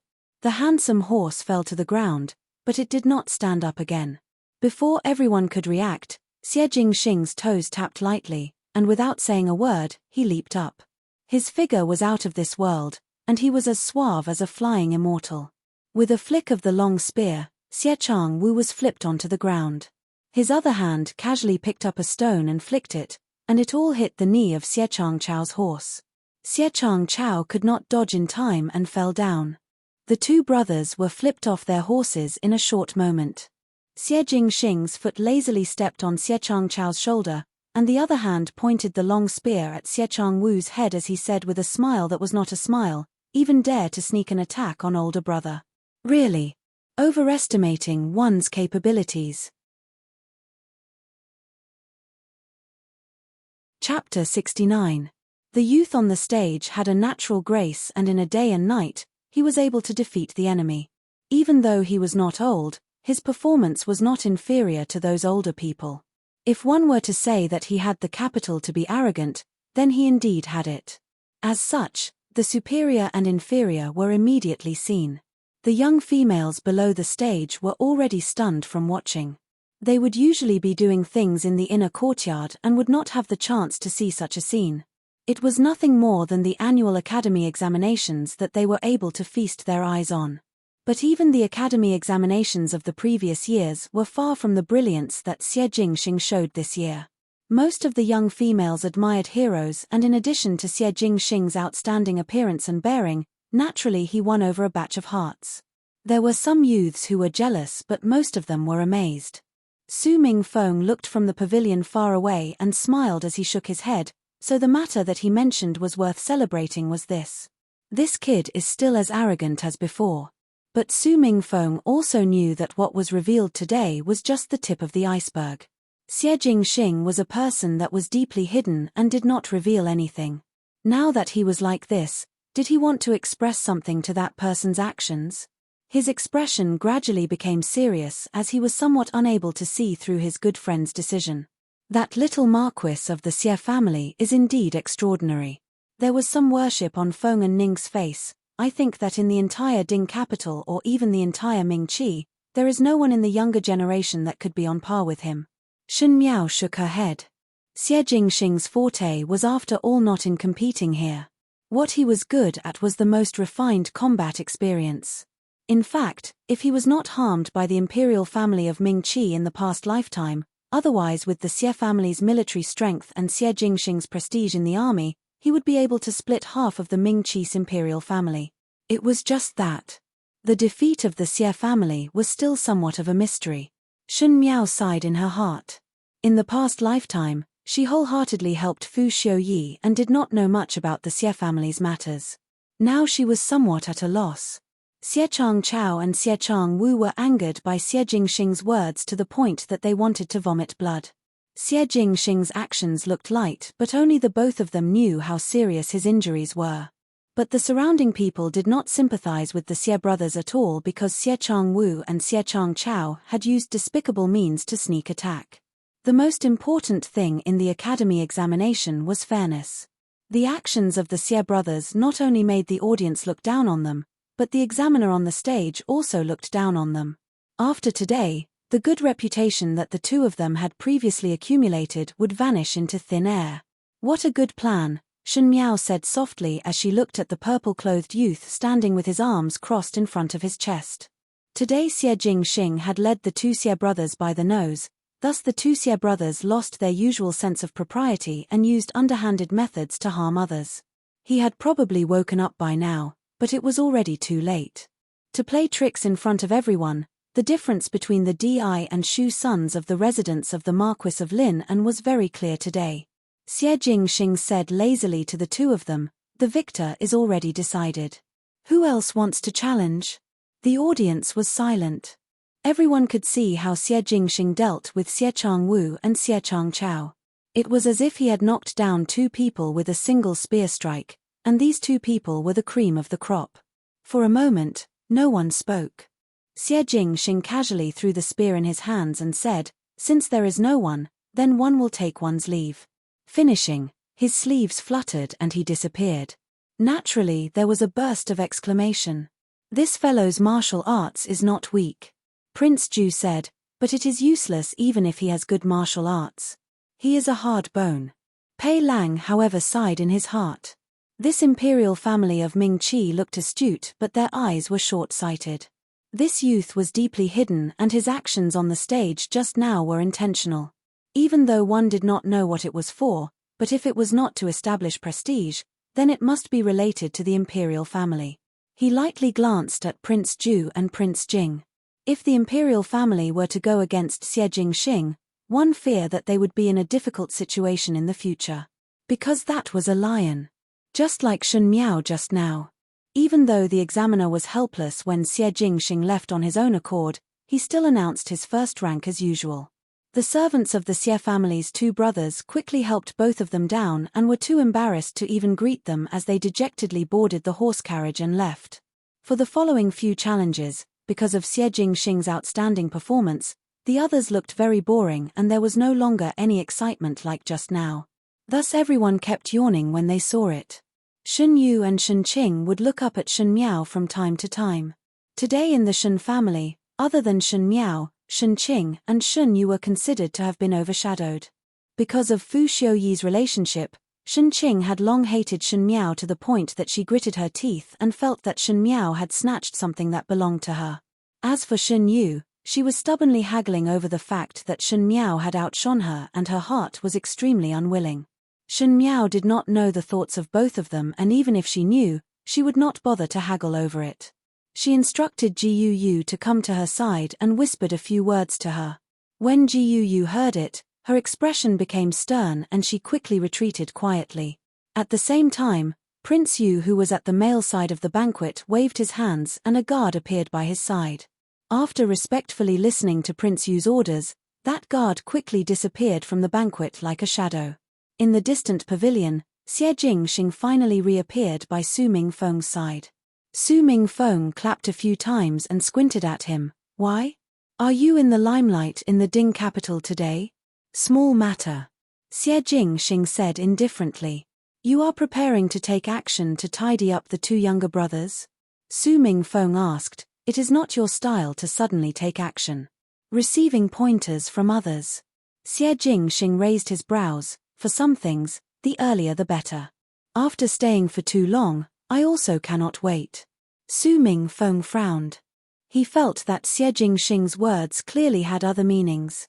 But he wisely did not ask more.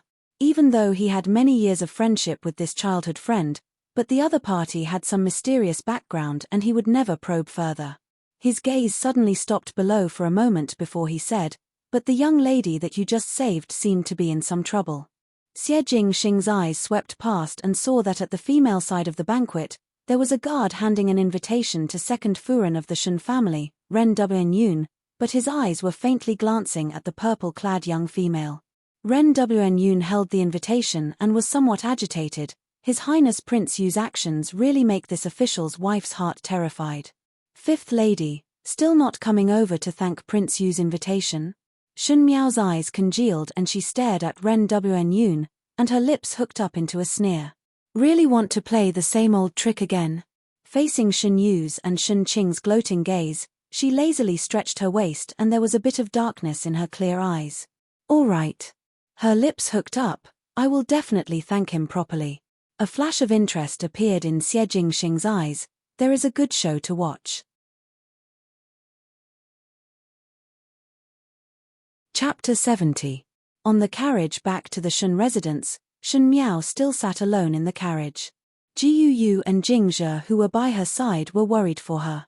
That Prince Yu of the first rank's notoriety was known to the entire Ming Qi, but he sent an invitation to Shun Miao.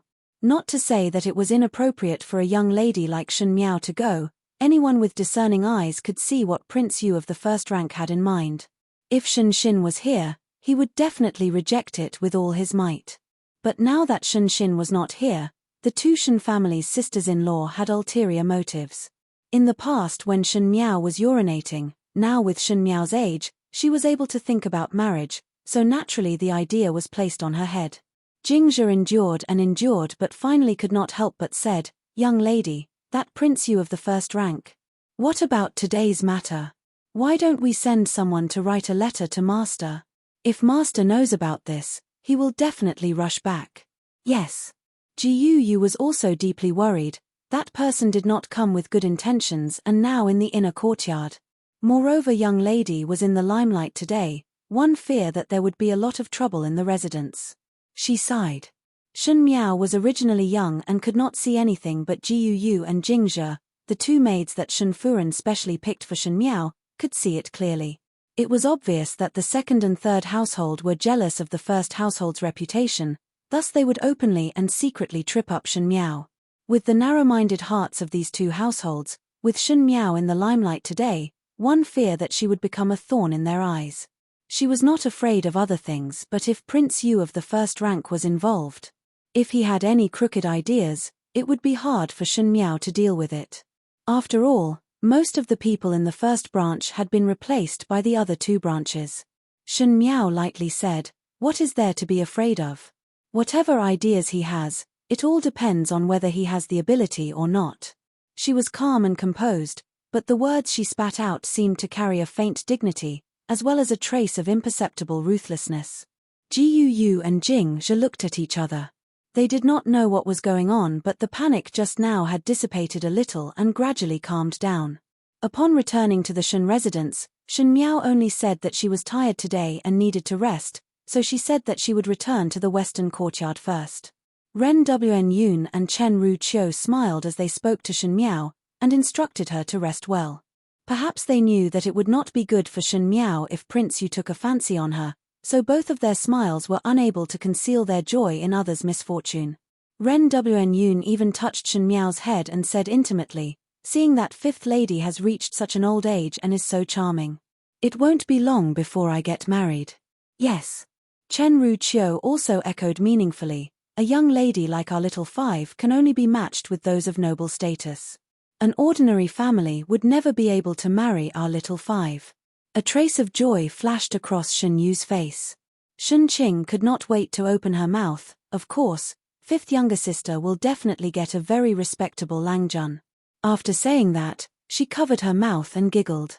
As she giggled, she looked at Shun Miao with understanding eyes. But even under such a suggestive gaze, Shun Miao's expression did not waver at all. Shun Qing's smile stiffened. The more Shun Miao appeared to be calm, the more annoyed she was in her heart.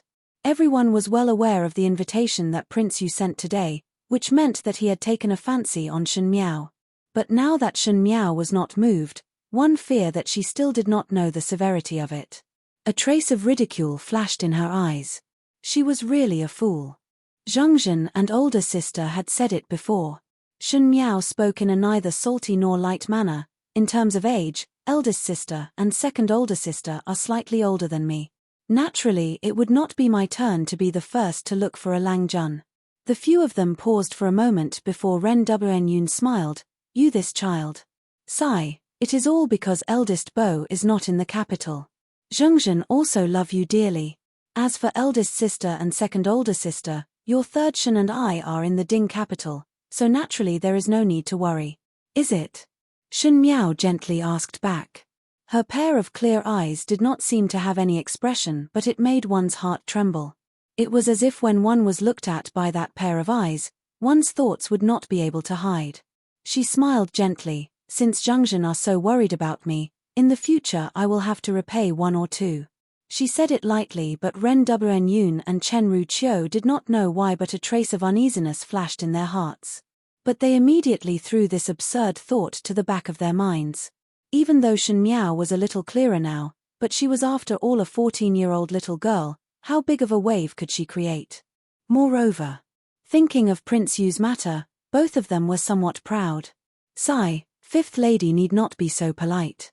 We are all one family. Ren Yun smiled. Since you are tired, then go back and rest first. Your second Shen and I still have some matters to do. Jiu Jingzhe, protect fifth young lady well. Jiu and Jingzhe complied and left with Shen Miao. After they left, Ren Yun and Chen Ruqiu looked at each other and saw the schemes in each other's eyes. After half an incense stick of time, Rong Jingtang's old Shen Furen frowned. You all say that Prince Yu of the first rank has taken a fancy to fifth girl? Shen Yu and Shen Qing were banished to the inner hall as it was inconvenient for them young ladies to participate in these matters. Even so, both of them still secretly ran behind the screen and ignored Zhong Mama's dissuasion to eavesdrop on the conversation in the hall. Not bad. Ren Yun's face was full of smiles, but her words were dignified. Fifth girl's results in today's academy examinations was brilliant and made Prince Yu to have a whole new level of respect for her. Since the invitation was sent, it means that he has the intention to have fifth girl. Daughter-in-law see, one fear that our Shen residents can also have a Qin Wang Fei. When Chen Ruqiu heard that, the corner of her lips twitched. This Ren Yun's words were dignified, but that Prince Yu of the first rank had taken a fancy to Shen Miao but did not say that he wanted to marry her officially.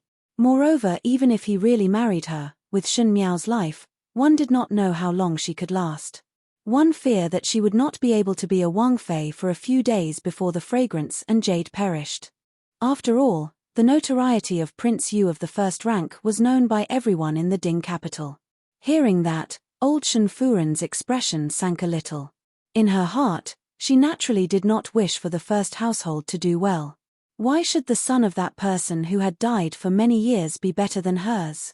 Previously, when the old general was still alive, he favored the first household, and now that the first household wanted to have a Wang Fei, it really made her extremely unhappy. She immediately said, with fifth girl's temperament, how can she be a Wang Fei? Eldest girl or second girl is more like it. Old Shen Furen stayed in the inner courtyard all year round and only knew how to enjoy. She really did not know anything about the matters outside. Hearing her words, Chen Ruqiu's and Ren Yun's expressions changed at the same time. Shen Yu and Shen Qing, who were hiding behind the screen, also jumped in shock. One must know that old Shen Furen did not know, but both of them knew. Upon entering the residence of Prince Yu, there was only the situation of being tortured to death, and it was a hellish fire pit. Ren Yun quickly spoke, Mother, it is not like this. We naturally wish for fifth girl to be well. Even though His Highness Prince Yu is a widower and older in age and his reputation is not very good, but fortunately his family is good. She thought of something and her lips hooked up. In the future, when seventh son grows up, it would be better to have His Highness Prince Yu to take care of him. If fifth girl had any mishap, His Highness Prince Yu would take more care of seventh son as compensation. To actually use Shen Miao's life to exchange for Shen Yuanbo's future. Chen Ruqiu glanced at her second sister-in-law. It was indeed a good scheme. Chapter 71. Since Ren Yun had already said it like that, old Shen Furen was not that stupid to not understand the meaning behind Ren Yun's words. Hearing Ren Yun's tone, that Prince Yu of the first rank was a devil-like character, and if Shen Miao fell into his hands, it would only be a nicer-sounding name. The one who really benefited was the Shen family. As for Shen Yuanbo, he was indeed old Shen Furen's darling. To use Shen Miao to pave the way for Shen Yuanbo, this idea was in line with old Shen Furen's intentions. Since that is the case, since both of you said it correctly, then listen that Prince Yu of the first rank is indeed fifth girl's husband. Old Shen Furen's skin was extremely thick, and to say such words while sitting upright, it made a flash of contempt in Chen Ruchio's eyes. Mother also feel that it is good. Ren Wn Yun's ability to lie through her teeth was not bad and immediately said, this daughter-in-law is picking her in-laws for little five, naturally one cannot pick one with low status. Prince of the first rank residence, that is really climbing up a high branch. Old Shen Furen nodded her head when she heard it and immediately thought of something. Then did the residents of the first rank send someone to talk about it? Ren Wn Yun's face twitched. Even though she was not someone who was easy to deal with, she did not think that this old woman would be so anxious that she could not wait to decide on Shen Miao's marriage. Of course it would be better for this marriage to be settled as soon as possible, else it would be bad when Shen Xin returned. But even if the dust had settled, Shen Xin would not necessarily allow Shen Miao to marry into the residence of the first rank. Thus it was necessary to use some unusual means. Fortunately, the people from the residence of the first rank did not intend to marry openly. That Prince Yu of the first rank liked to use some tricks. Naturally, it would not be known by others. Mother, it is still too early. Ren Wn Yun smiled. Little five is still young and there is no need to be anxious. If it is settled like this, others would inevitably talk about it. Let the two of them get along for a while, and when both are mutually in love and little five is willing, then we will then propose the marriage. In this way no one would say that we forced little five. Even if Shen Miao was a fool, it was impossible for her to be mutually in love with Prince Yu. If it was like this, it would be nothing more than covering up those ugly intentions with beautiful words. One did not know what would happen in the middle. Chen Ruchio quietly smiled but did not speak. Even though she wanted to see Shen Miao fall into misfortune, she was cautious by nature. It was better to leave this matter to Ren Wn Yun. In the future, if Shen Xin really wanted to investigate, he would not be able to trace it back to her. Chen Ruchio was best at sitting on the mountain and watching the tigers fight. Behind the screen, Shen Yu and Shen Qing had some fear in their hearts. They did not expect that in just a few short sentences, Shen Miao's lifelong event was decided. To a female, a husband meant happiness for the rest of her life, and Shen Miao was destined to be unlucky. But Shen Yu and Shen Qing did not have a trace of sympathy for Shen Miao. In the officialdom, Shen Xin suppressed their father, and in terms of status, Shen Miao suppressed them sisters. In addition to old Shen Furen's influence, the first household was just a thorn in their eyes. Seeing Shen Miao fall into misfortune, they could only rejoice in her misfortune.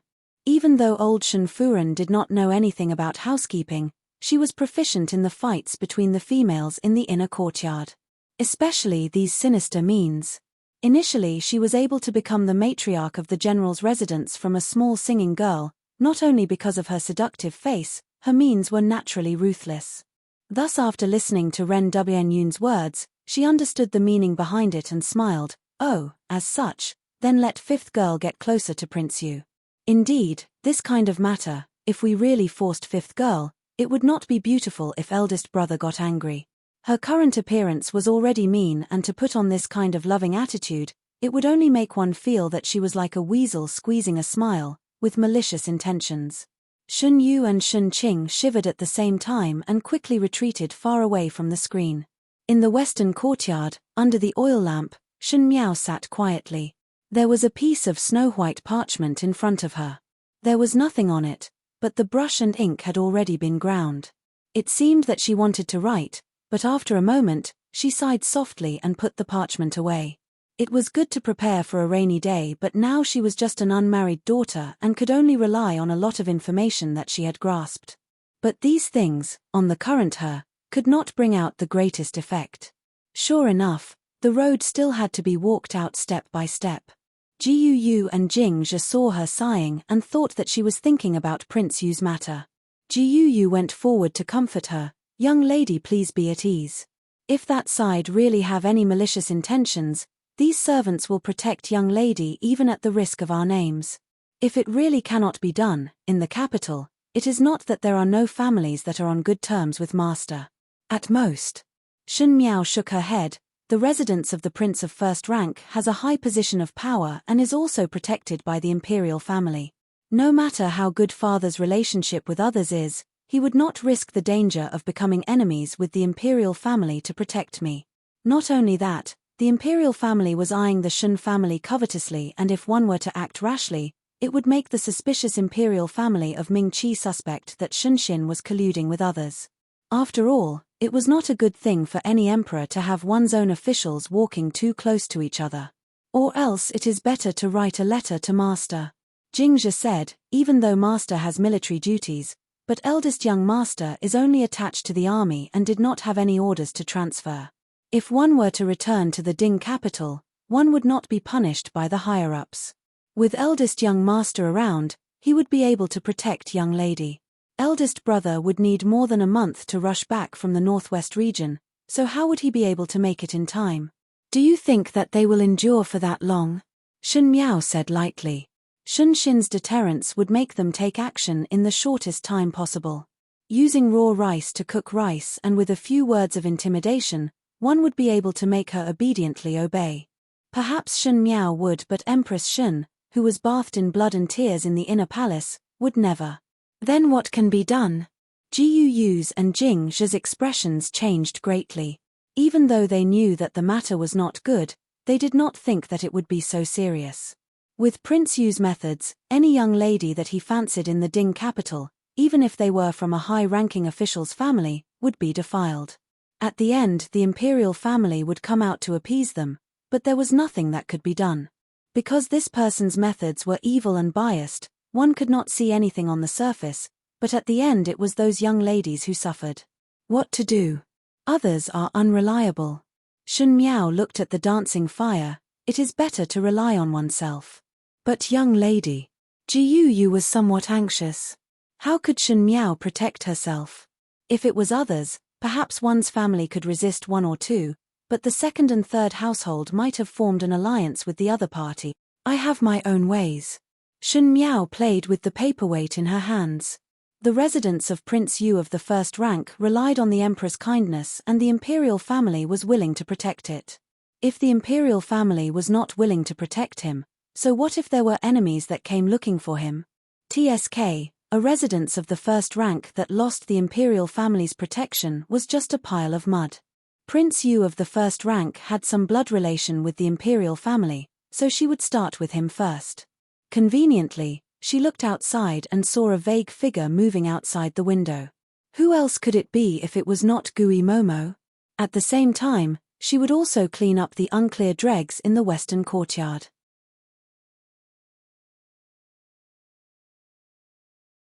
Chapter 72. After this year's chrysanthemum banquet, the main topic of discussion in the streets and alleys of the Ding capital had finally changed its name. The little Xie Marquis of the residence of the Marquis of Lin used an extremely strong stance to extinguish the prestige of the two Shu brothers. Even though he was arrogant in his actions, but in a short period of time, he displayed a graceful bearing which made people understand that the name of the jade-faced Azura on the battlefield was not an undeserved reputation. The other person was the idiot Shun Miao. It was as if she had been reborn, or perhaps it was because the blood in the Shun family's bones had finally been aroused. The stupid and cowardly Shun Miao had faded away, and Cai Lin did not make a sound when confronting Cai Lin. His aggressive and fierce temperament made the youths and young ladies of the same generation rather fearful.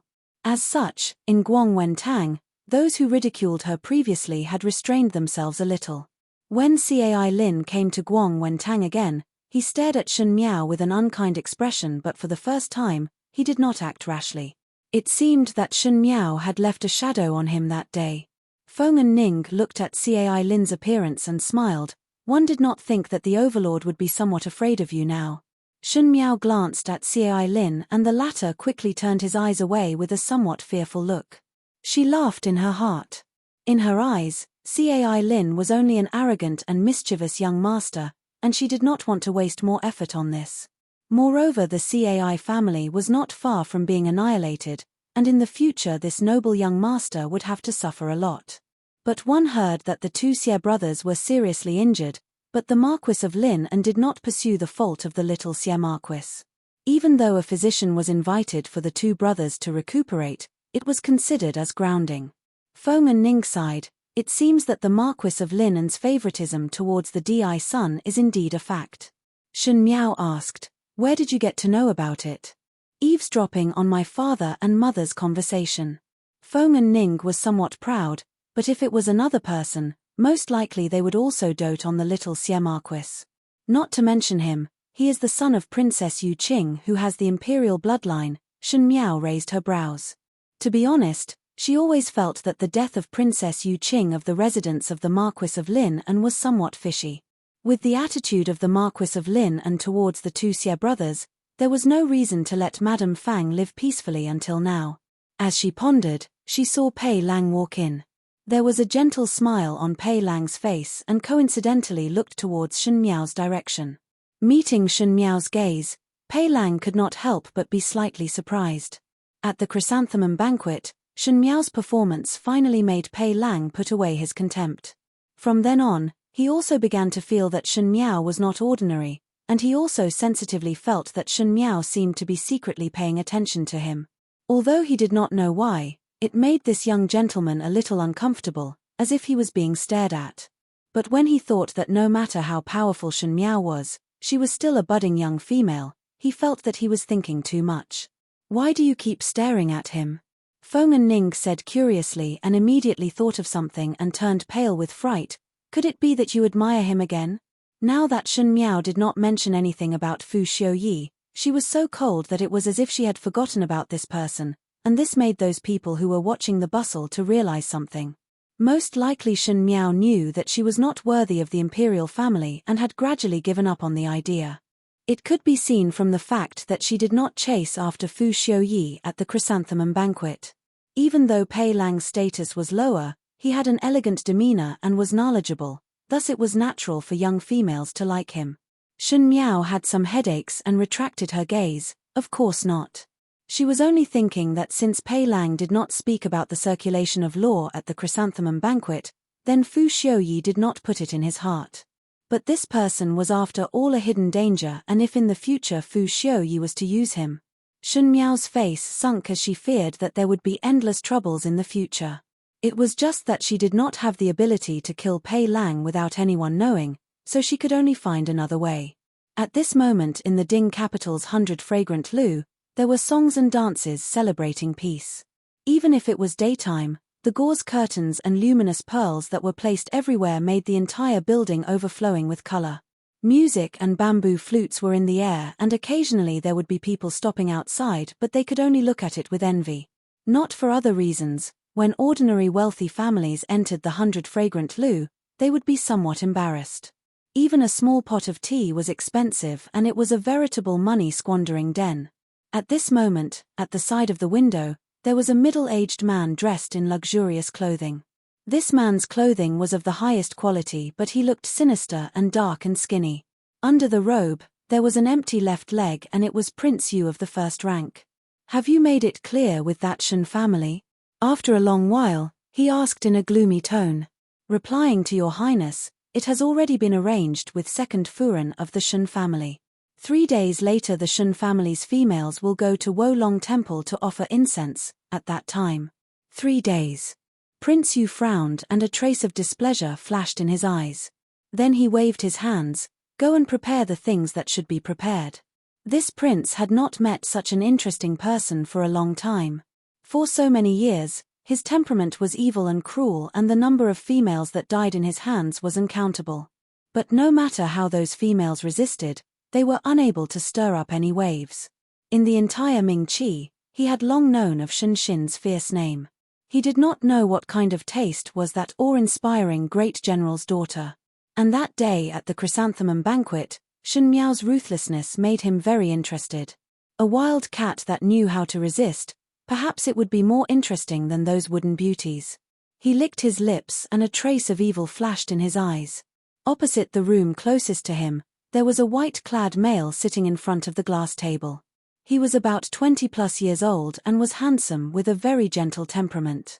After listening attentively for a while, he then said to the person in front like he was watching a good show, "It seems that the young lady that you saved most likely is in trouble again." Opposite him, the purple-clad youth sat lazily and casually said, "The Shun family's tree is big enough to attract the wind. This is also Shun Xin's fault. Now it is only a test, but there will be a day when no one in the Shun family will be able to protect it." The white-clad male paused and suddenly looked at the youth. "Third Xie, why did you do that previously to injure the Shu younger brother in the academy examinations? Could it be that your plan is to be brought forward?" The person sitting opposite him was not someone else but Xie Jingxing. His lips hooked up into a smile. "So what if it is brought forward or not? If you take action in advance, do they know about it?" The white-clad male asked hesitantly. "Jiao Yang, you do not understand one thing. Now here, I have the final say." Xie Jingxing said lightly, "The longer it drags on, the more disadvantageous it is for me. If the mountain does not come to me, then I will go to the mountain." When he said the last sentence, his eyes deepened and he did not look like a 17 or 18-year-old youth anymore. The male named Jiao Yang was surprised for a moment before smiling bitterly. "Never mind. I only came over to look at you. But in fact, I really do not have the confidence to stop you." He changed the topic, "But 3 days later, you also need to go to Wolong Temple to investigate some things. Perhaps you can save the beauty again." He smiled mischievously. "Jiao Yang, your eyesight is as bad as always." Xie Jingxing raised his eyebrows. "That Shun family's girl is not one to be provoked." Chapter 73. After school, Shun Yu walked in front of Shun Miao and said with a smile, "Today, young lady, ye invited me and eldest sister to the residence and will not go back with you. Fifth younger sister, you should return first." Yi Peilan and Shun Yu were naturally close and only ignored Shun Miao when she sent them invitations. It was a common thing in the family. Hearing that, Shun Miao did not have much reaction and only responded with a sound. These few days the Shun family's attitude towards Shun Miao was extremely warm and one would know that they were definitely planning something. Shun Miao was also too lazy to bother with them as the urgent matter now was naturally not these trivial matters. On the way back, the horse carriage had to pass through the most prosperous street in the Ding capital. Ji Yu said, "In front is the Osmanthus flower workshop. Does not young lady like the flaky cakes there the most? This servant will go and buy some back." "Go," Shun Miao said with a smile. After Ji Yu got off the carriage, Jingzhe opened the curtain of the carriage and looked out. When her gaze passed by a place, she made a "yi" sound. Shun Miao followed her gaze and saw that the horse carriage stopped at the side of the Osmanthus flower workshop. There was a pawn shop and there were a lot of people surrounding it, as if they were arguing about something. The pawnshop assistant seemed to be somewhat impatient and his voice was so loud that even Shun Miao could hear it clearly. Said 10 taels of silver, if you want to sell it or not. It is only a sword. Gentlemen need not make things difficult for us. It seems that there was no business with the shopkeeper. Jingzhe said. Shun Miao could also see that the pawnshop was doing business and naturally the price would be lower and it was obvious that this was an unacceptable price for the person who came to pawn but was unwilling to leave, thus there was a stalemate. There is nothing to see. Seeing Shun Miao shifting her gaze, Jingzhe put down the curtain of the carriage. After a moment, Ji Yu came back with 2 big paper bags and Jingzhe opened the curtain to let her in. The moment the curtain was opened, Shun Miao's gaze landed outside of the carriage and saw that the person who was arguing with the pawnshop assistant turned around and walked out of the crowd with a sword in his hand. Most likely he did not manage to close the business as his expression was somewhat dejected. After Ji Yu got on the carriage, she wanted to close the curtain but was stopped by Shun Miao. She carefully stared at the person who was holding the sword. It was a young man who was dressed ordinarily and his looks were even more ordinary. Seeing their young lady staring at this strange male, Ji Yu and Jingzhe were somewhat baffled. Shun Miao frowned. Why was this person so familiar? The young man shook his head and sighed. He looked deeply at the sword in his bosom and clenched his teeth. He turned around and walked back to the pawnshop. It seemed that he had finally made up his mind to complete that unsatisfactory business deal. Guyu.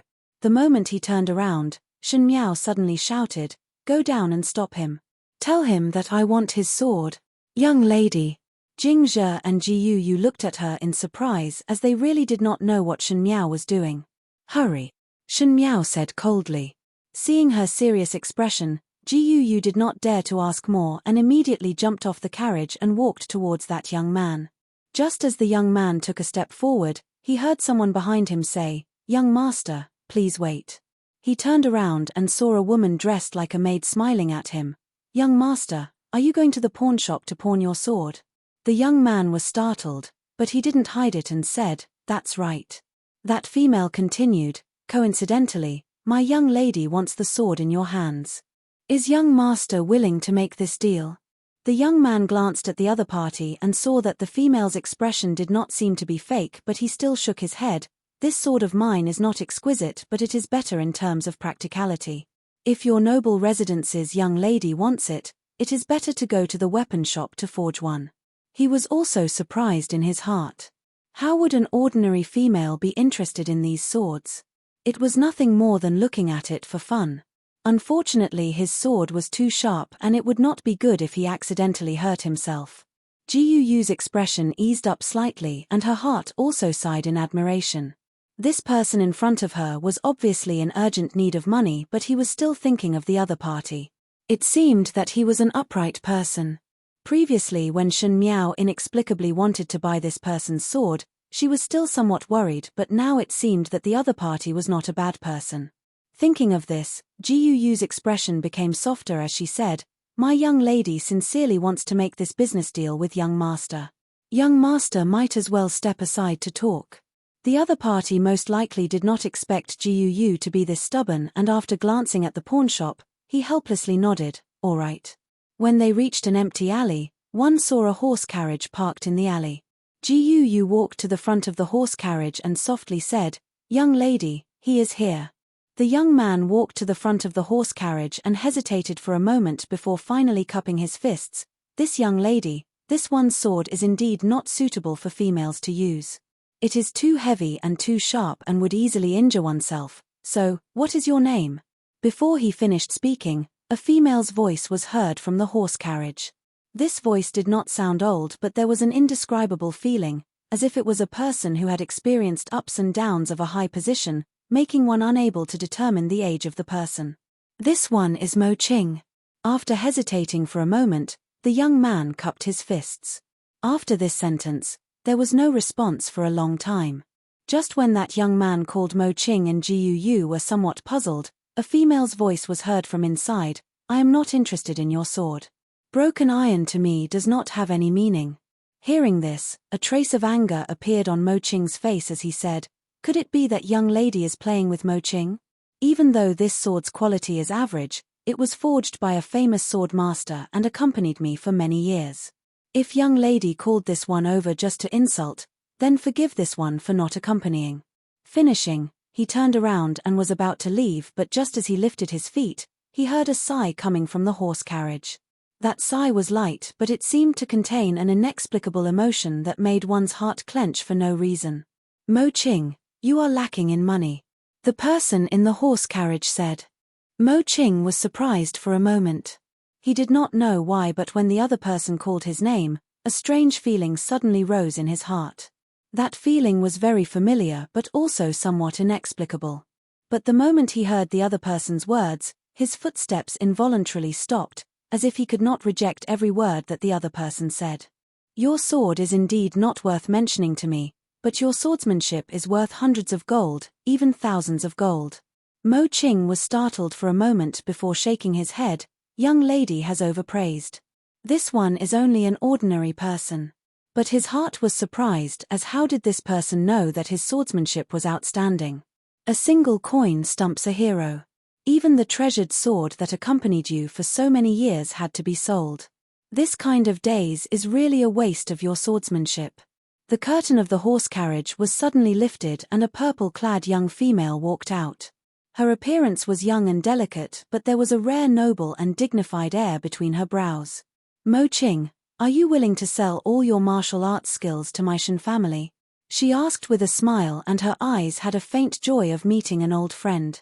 The commander of the guards in the previous life, Mo Qing, it is really. How have you been?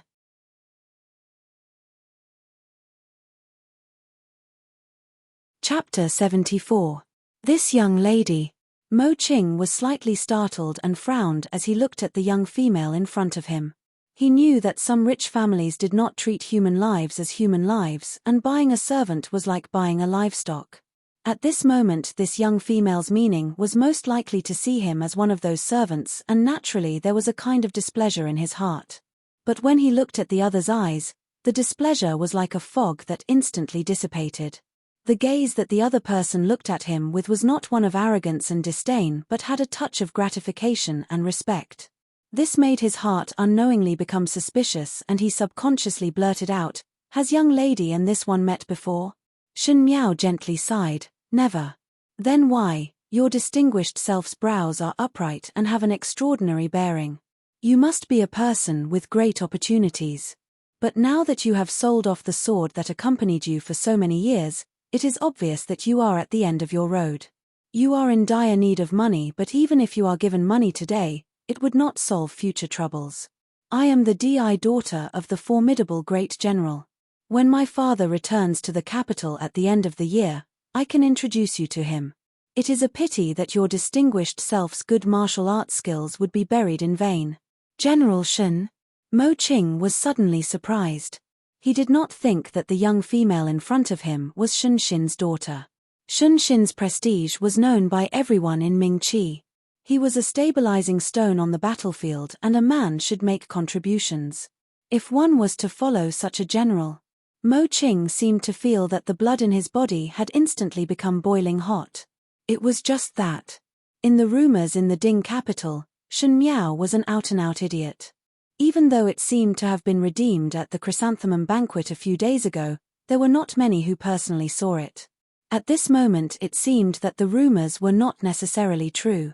If young lady is really willing to introduce this one will naturally not decline. If there is an opportunity in the future, one will definitely repay. Mo Qing was also a frank and straightforward person, and with this opportunity, he did not shirk. Seeing this scene, Shen Miao gently smiled and took out an ingot of silver from her sleeves and threw it to Mo Qing. She said, "I do not need you to repay, and just treat it as you selling all your martial arts skills to me. Father will only return at the end of the year, and these days, you need to follow me back to the Shen residence. I will pretend to let you be a guard of the Shen residence, but you have to secretly protect me." When her words fell into Mo Qing's ears, there was naturally some surprise.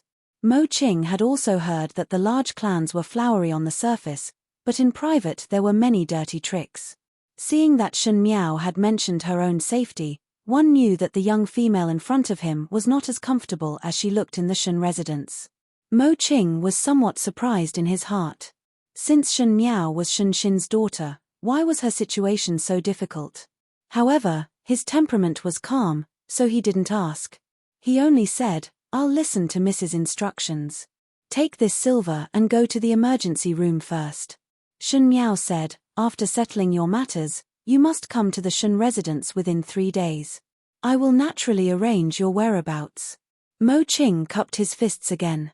The atmosphere of the Jianghu on him was quite heavy, and after he left, Jiuyu and Jingzhe both frowned. Jingzhe said, "Young lady, this person is unclear, and if he harbors evil intentions, one fear that after entering the residence," Shen Miao walked towards the carriage, "what is there to be afraid of? This kind of person is much cleaner than the people in the courtyard." At the moment, the west courtyard was filled with the spies of the second and third branch. Their own people were pitifully few. Moreover, this Mo Qing was naturally not a stranger. Shen Miao sat in the carriage and sighed in her heart. After Rebirth, she did not expect to meet Mo Qing here.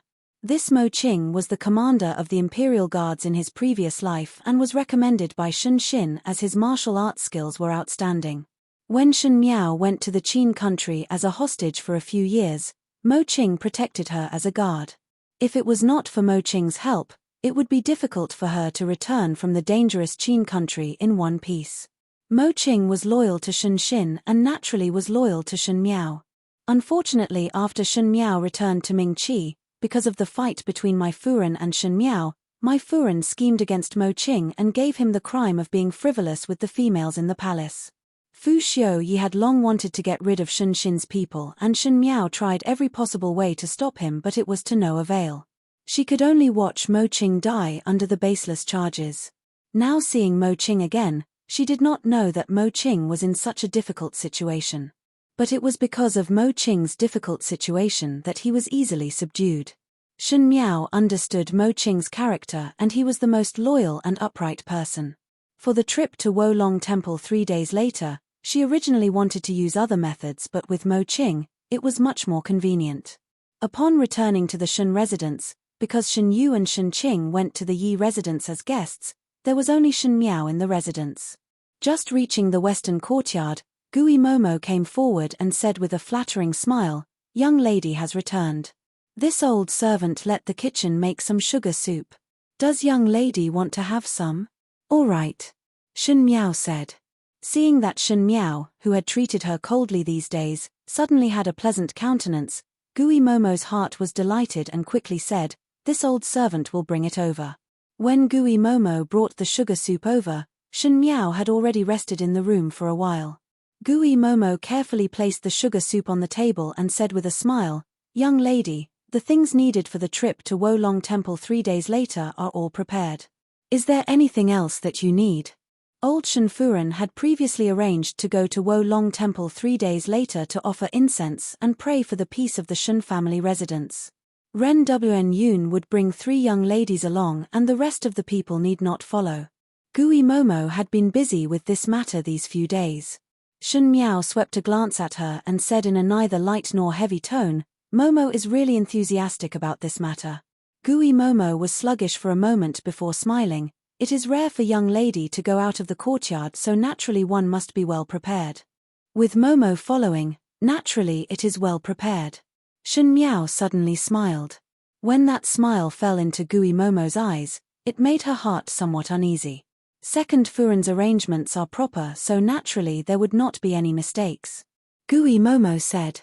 "Then one will trouble Gui Momo to thank Second Shen on my behalf." Shen Miao nodded her head, "You may withdraw." Hearing that, Gui Momo then heaved a sigh of relief and quickly said a few words before retreating. One did not know why, but the current Shen Miao had become very strange. It was as if there was an invisible pressure when she was with her, causing her arrogance to extinguish by a few points.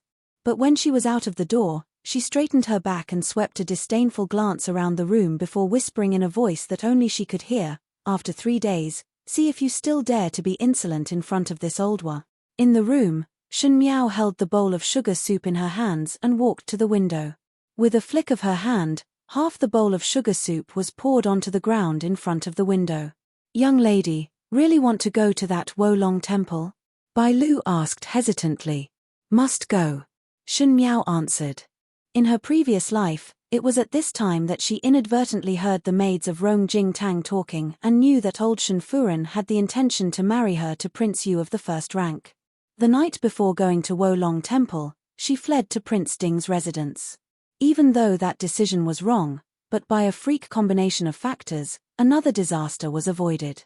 Now she did not escape nor hide and just followed to Wolong Temple. Whoever wanted to see her show, she would let that person become the worst show.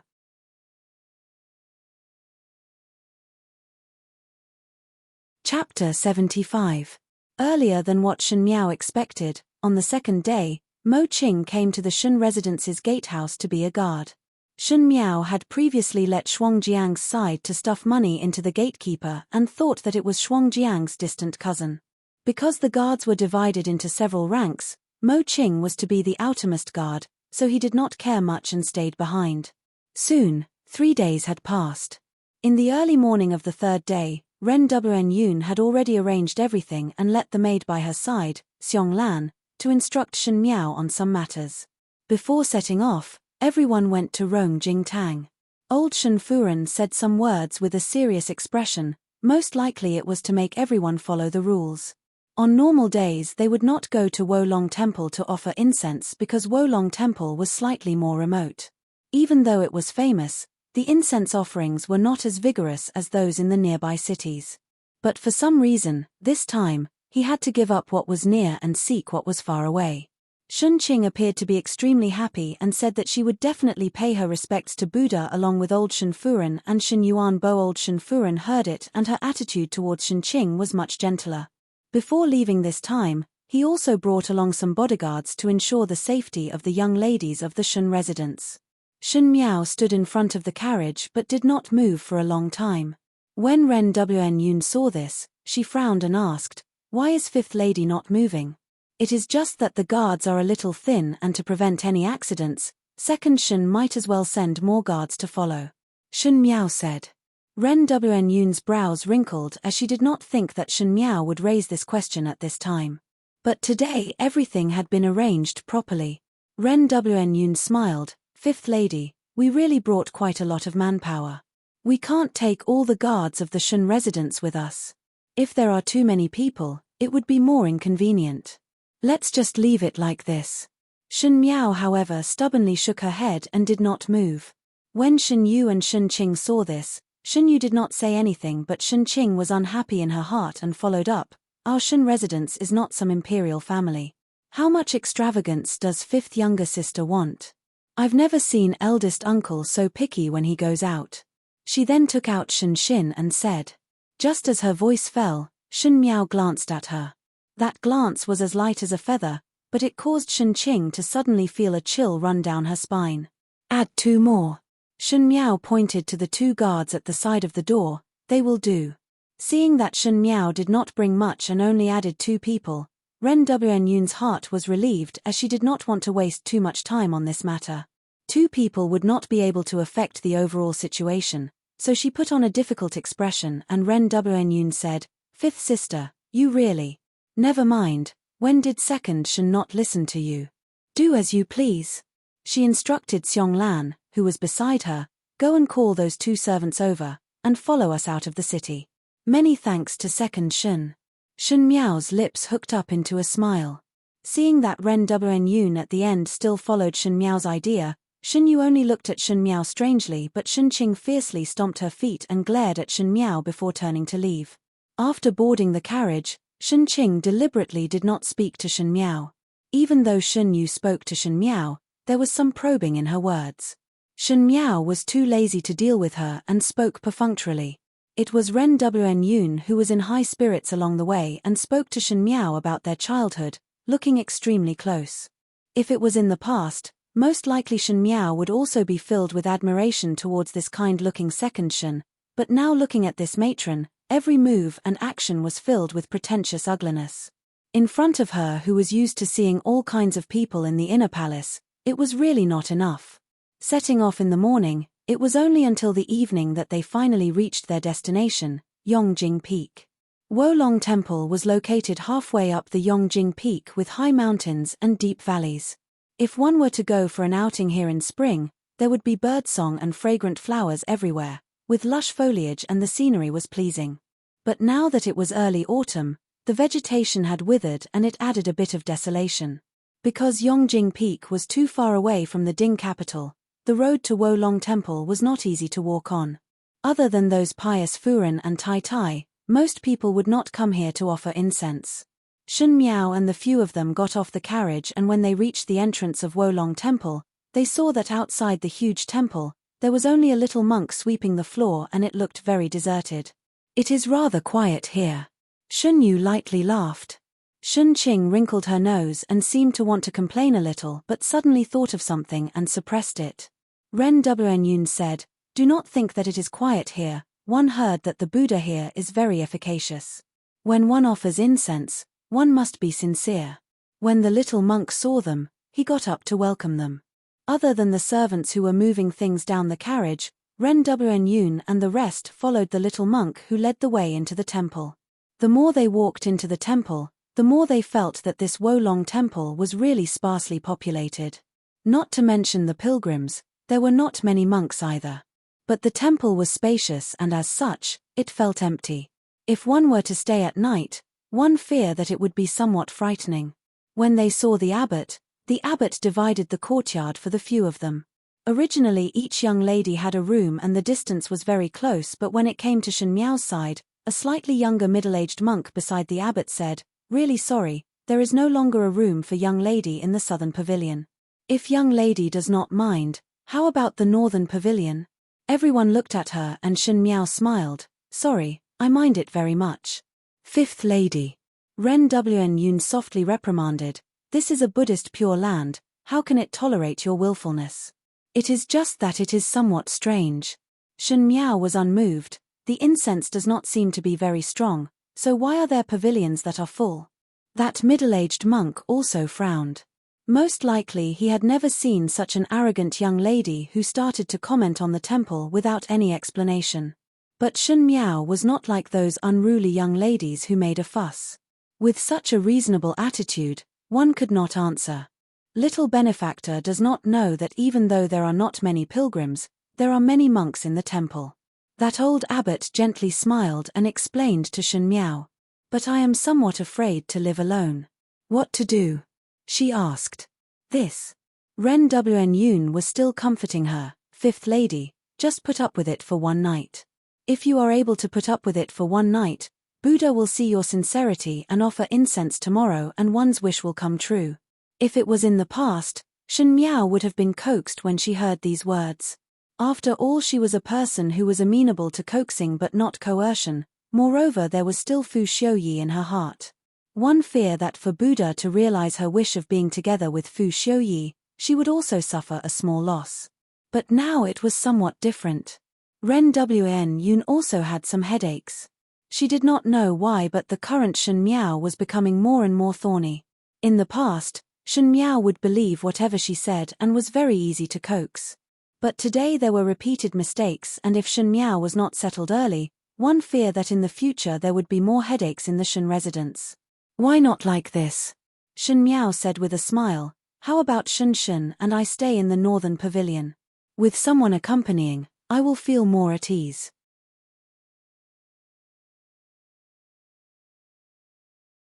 Chapter 76. This. Ren Wn Yun was somewhat hesitant. If she were to live together with Shen Miao and something happened to Shen Miao, it would be difficult for her to escape. Not waiting for her to think of a better idea, Shen Miao continued, "If Shen is not willing, eldest sister and second older sister can squeeze in with me." Shen Yu's eyes flashed but did not speak. Even though Shen Qing did not know what arrangements her mother had, she could vaguely guess that this trip was targeted at Shen Miao.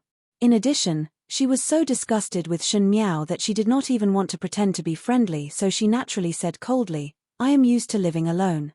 "So," Shen Miao slightly muttered to herself, "then I will go to the northern pavilion with fifth lady." Shen Miao had not finished speaking when Ren Wn Yun took the initiative to speak. She was afraid that Shen Miao would have any changes at this time and thought that it would be all right if they were to live together further away so that she would not be blamed for it. Shen's heavens were high and the emperor was far away, so what she said would be the truth. Shen Miao smiled gently, "Then many thanks to second Shen for accompanying." Her words were polite, but Ren Wn Yun could not help but raise her eyebrows and instantly a face full of smiles appeared. "We are all one family." After solving the problem of living, the next step was to pack up. Because Shen Qing and Shen Yu said that they were somewhat tired, they did not eat together. It was brought to the room by the servants. Upon reaching the northern pavilion, without waiting for Ren Wn Yun to speak, Shen Miao said, "I also feel very tired and will not eat together with second Shen and return to the room first." Ren Wn Yun was surprised for a moment before smiling. "Then it will be up to you. If one is tired, then rest early." Shen Miao nodded her head in agreement. When the little monk who led the way brought Shen Miao and her servants to the room, Shen Miao could not help but sigh. Indeed, in Wolong Temple, such a desolate and simple temple, this room was particularly elegant. There was a small forest at the side and it was quite secluded. Even though the furnishings in the room were simple, it was exquisite everywhere. It made one's heart feel happy upon seeing it. "The scenery here is really beautiful." Ji Yu was somewhat surprised. Replying to benefactor, "This room is only for distinguished guests of the temple. The residence's Furin instructed to leave the distinguished room for benefactor. The little monk lowered his head and said, "Help me thank second Shun for her good intentions." Shun Miao said lightly. However, his eyes were looking around. This was the innermost room of the northern pavilion. In other words, under the beautiful scenery, this place was almost completely isolated. Even if someone were to shout, it would be useless. It was rare that they even sealed the way out for her. As for the exquisite decoration of this room, it was probably just to make it convenient for that person to enjoy. What incense is this? Jingzhe picked up the few sticks of incense on the table and sniffed it. It is somewhat like orchids but more fragrant than orchids. Her eyes landed on the orchid-shaped incense burner.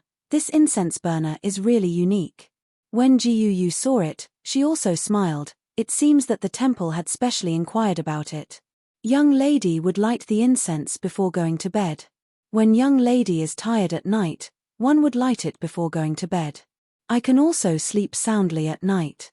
Now one feel that this Wolong temple is not bad. Jingzhe joked, no wonder even though it is deep in the mountains, second Furin still had to come over to pray. Shun Miao's brows slightly wrinkled and walked over to the small table. She took the incense from Jingzhe's hands and sniffed it. After sniffing it, her brows wrinkled even tighter.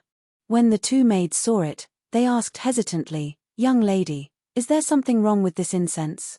In Shun Miao's heart, ever since she entered Wolong Temple, she had never let go of her heart.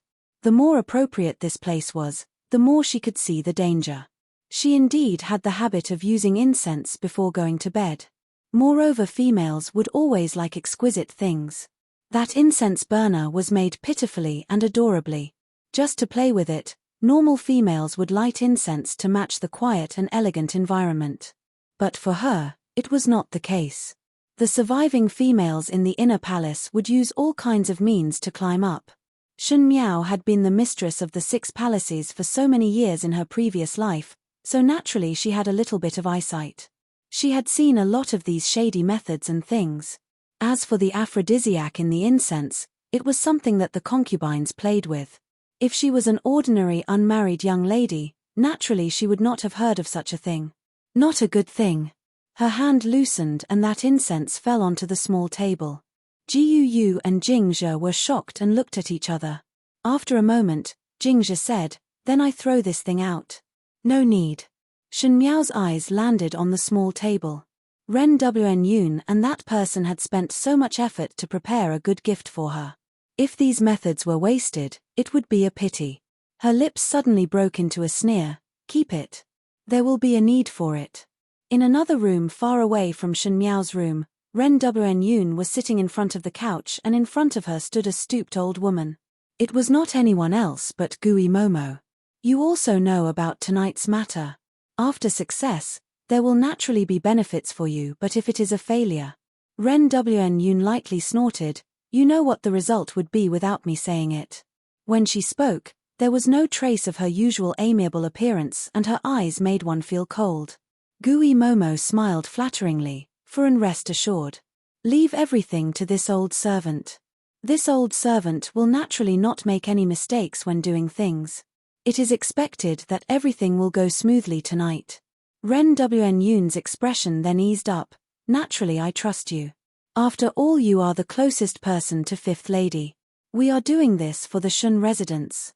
When Fifth Lady becomes sensible in the future, she will know the pros and cons and naturally know that you are doing it for her good and will not treat you badly." Gui Momo nodded her head in agreement, but her heart was filled with disdain. In the future, when Shun Miao knew about this matter, it would be strange if she did not hate her to death. How would she think that it was for her good? Thinking of what would happen tonight, Gui Momo could not help but feel somewhat frightened. She did not expect that this eldest Shun Furin, who always had a kind face, would actually think of such a vicious method. After all, if this matter landed on any unmarried female, it would be a life worse than death for the rest of their lives. In the next moment, she saw Ren Wn Yun giving Caiju a look and Caiju smiled as she took a sachet over and stuffed it into Gui Momo's hands. "This time one will have to trouble Gui Momo to take care of it." Gui Momo pinched it and found that the weight of the sachet was not light. A smile immediately blossomed on her face as she said, "Guaranteed that Furin will be satisfied." After saying a few more words, Gui Momo then got up and left. "Furin really want to rest here tonight?" Xionglan asked. "This is after all the same as fifth young lady's room." "No matter." Ren Wn Yun waved her hands without much care. "Tomorrow morning it will be what I say. Perhaps when eldest Bo returns, it is unknown if there is still such a person in the world, so there is nothing to be afraid of." She smiled somewhat fiercely. "Eldest Bo, eldest Suro, who asked you to block my Chinger's path?"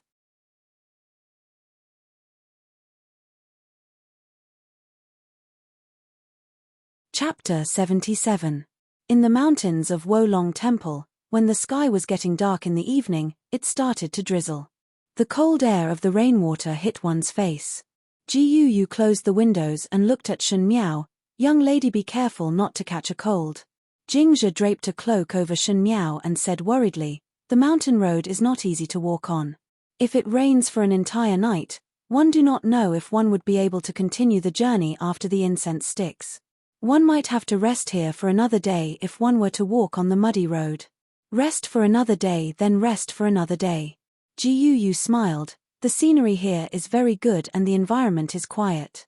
"It is better then." She swallowed the rest of the words back into her stomach.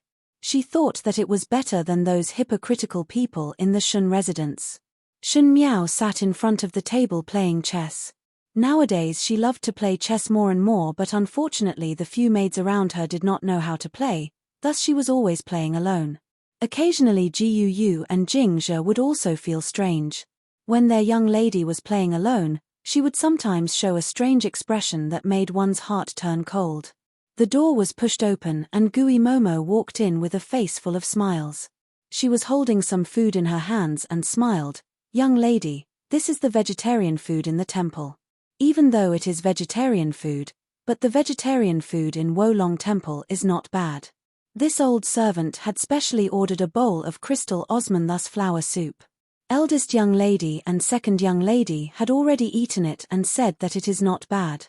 "Oh, place it there," Shen Miao said lightly.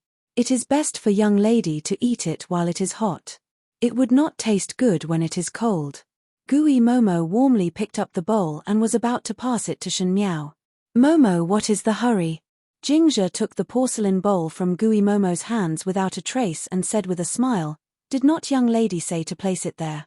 Just now there was some discomfort, so it can be used after a while." Gui Momo's heart was somewhat annoyed, but seeing Shen Miao's non-committal look towards Jingzhe's words, she secretly gritted her teeth. Previously Shen Miao always took Gui Momo's words as the most important, and if Gui Momo had a dispute with the few maids, she would definitely punish the maids first. One did not know when it started, but Jingzhe, Ji Yu, and the few maids started to give Shen Miao face. Just as she was pondering, she suddenly heard Shen Miao say, "Momo has accompanied me for 14 years. Gui Momo's heart jumped as she looked at Shen Miao. Shen Miao also looked over at the same time. Her pair of clear eyes were as usual, like a child's innocence. Gui Momo was also in a trance. Unknowingly, the infant who was crying piteously for food had grown into a delicate little girl, and then into the slender young lady in front of him. Gui Momo sighed in her heart. At that time Shen Xin and wife fought on the battlefield all year round and instructed her to take good care of Shen Miao, but in a flash 14 years had passed. "Ever since Momo was close to me," Shen Miao said softly, "remember that there was one night when I had a fever and it was raining outside like now. The residents took the invitation to invite a physician but did not come. Momo was worried and ran out to look for one. In the end, she slipped and fell on the road and broke her head but still insisted on looking for another physician." Gui Momo was surprised for a moment and her expression could not help but soften. "Young lady, still remember these?" "Of course I remember. Nanny has been with me for more than 10 years. My parents didn't spend as much time as Nanny.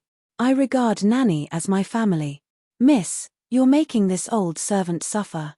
Gui Momo sighed in her heart.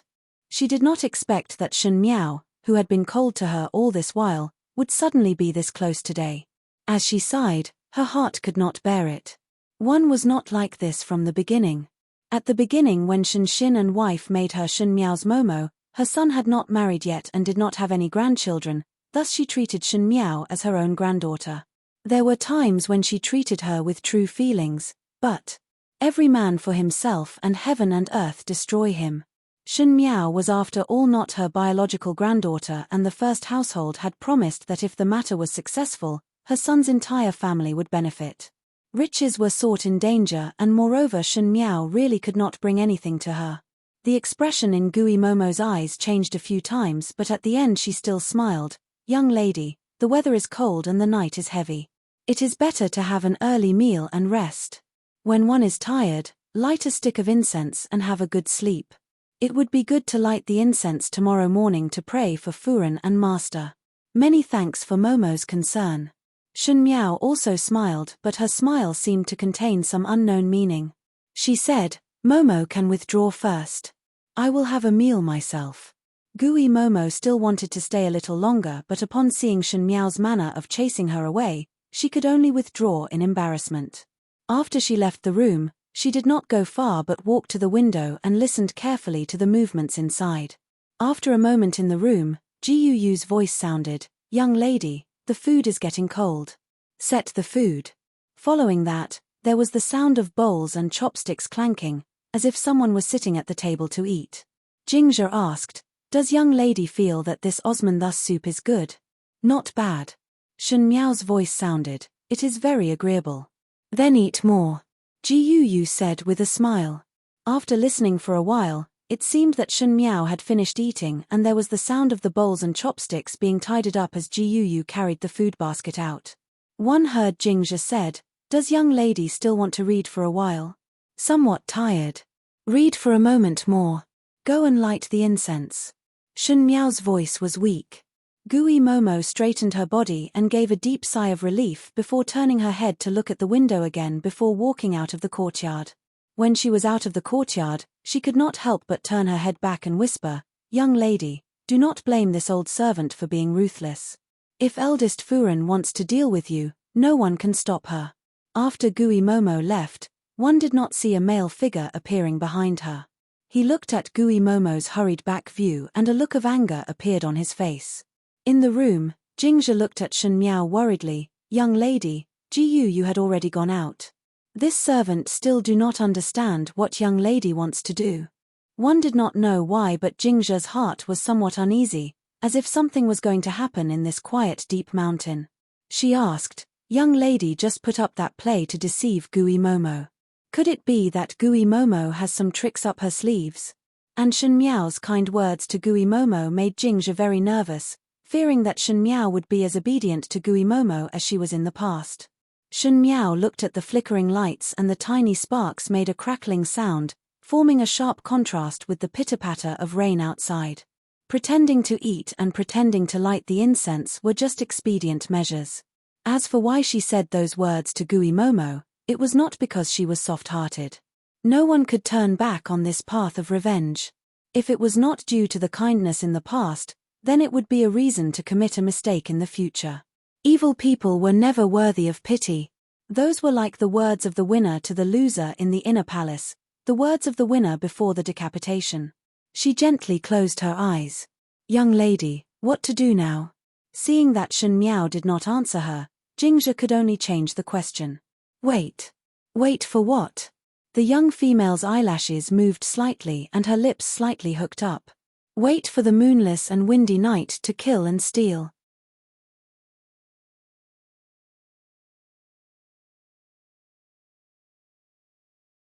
Chapter 78. The sky gradually darkened. In the temple, the monk who was ringing the bell had finished ringing the bell for the last time. The sky was as dark as ink. The pitter-patter of rain hit the bushes, emitting the fragrance of the earth. Shun Yu sat in front of the table and put down the book in her hands. She rubbed her eyes and seemed to feel a little sleepy. The maid beside her asked, Does young lady want to rest? Shun Yu did not speak and opened the window. Shun Qing was staying in the room next door. Shun Qing's room was not far from her and at this moment the lights were still on. Does second young lady want to sleep with eldest young lady? The maid asked hesitantly. No. Shun Yu turned around with some disgust. Go and close the courtyard doors. On the other side, in Chen Qing's room, Chen Qing was fiddling with the little toy in her hands. She lazily yawned and glanced outside. It's already so late. She stood up. It's better for me to rest. When she passed by the table, she suddenly saw a unique-looking incense burner and a stick of incense. Chen Qing picked it up and smelled it. She felt that it was very fragrant and said, "Light this incense too." After a short while, the lights in the room were extinguished. Everything returned to silence.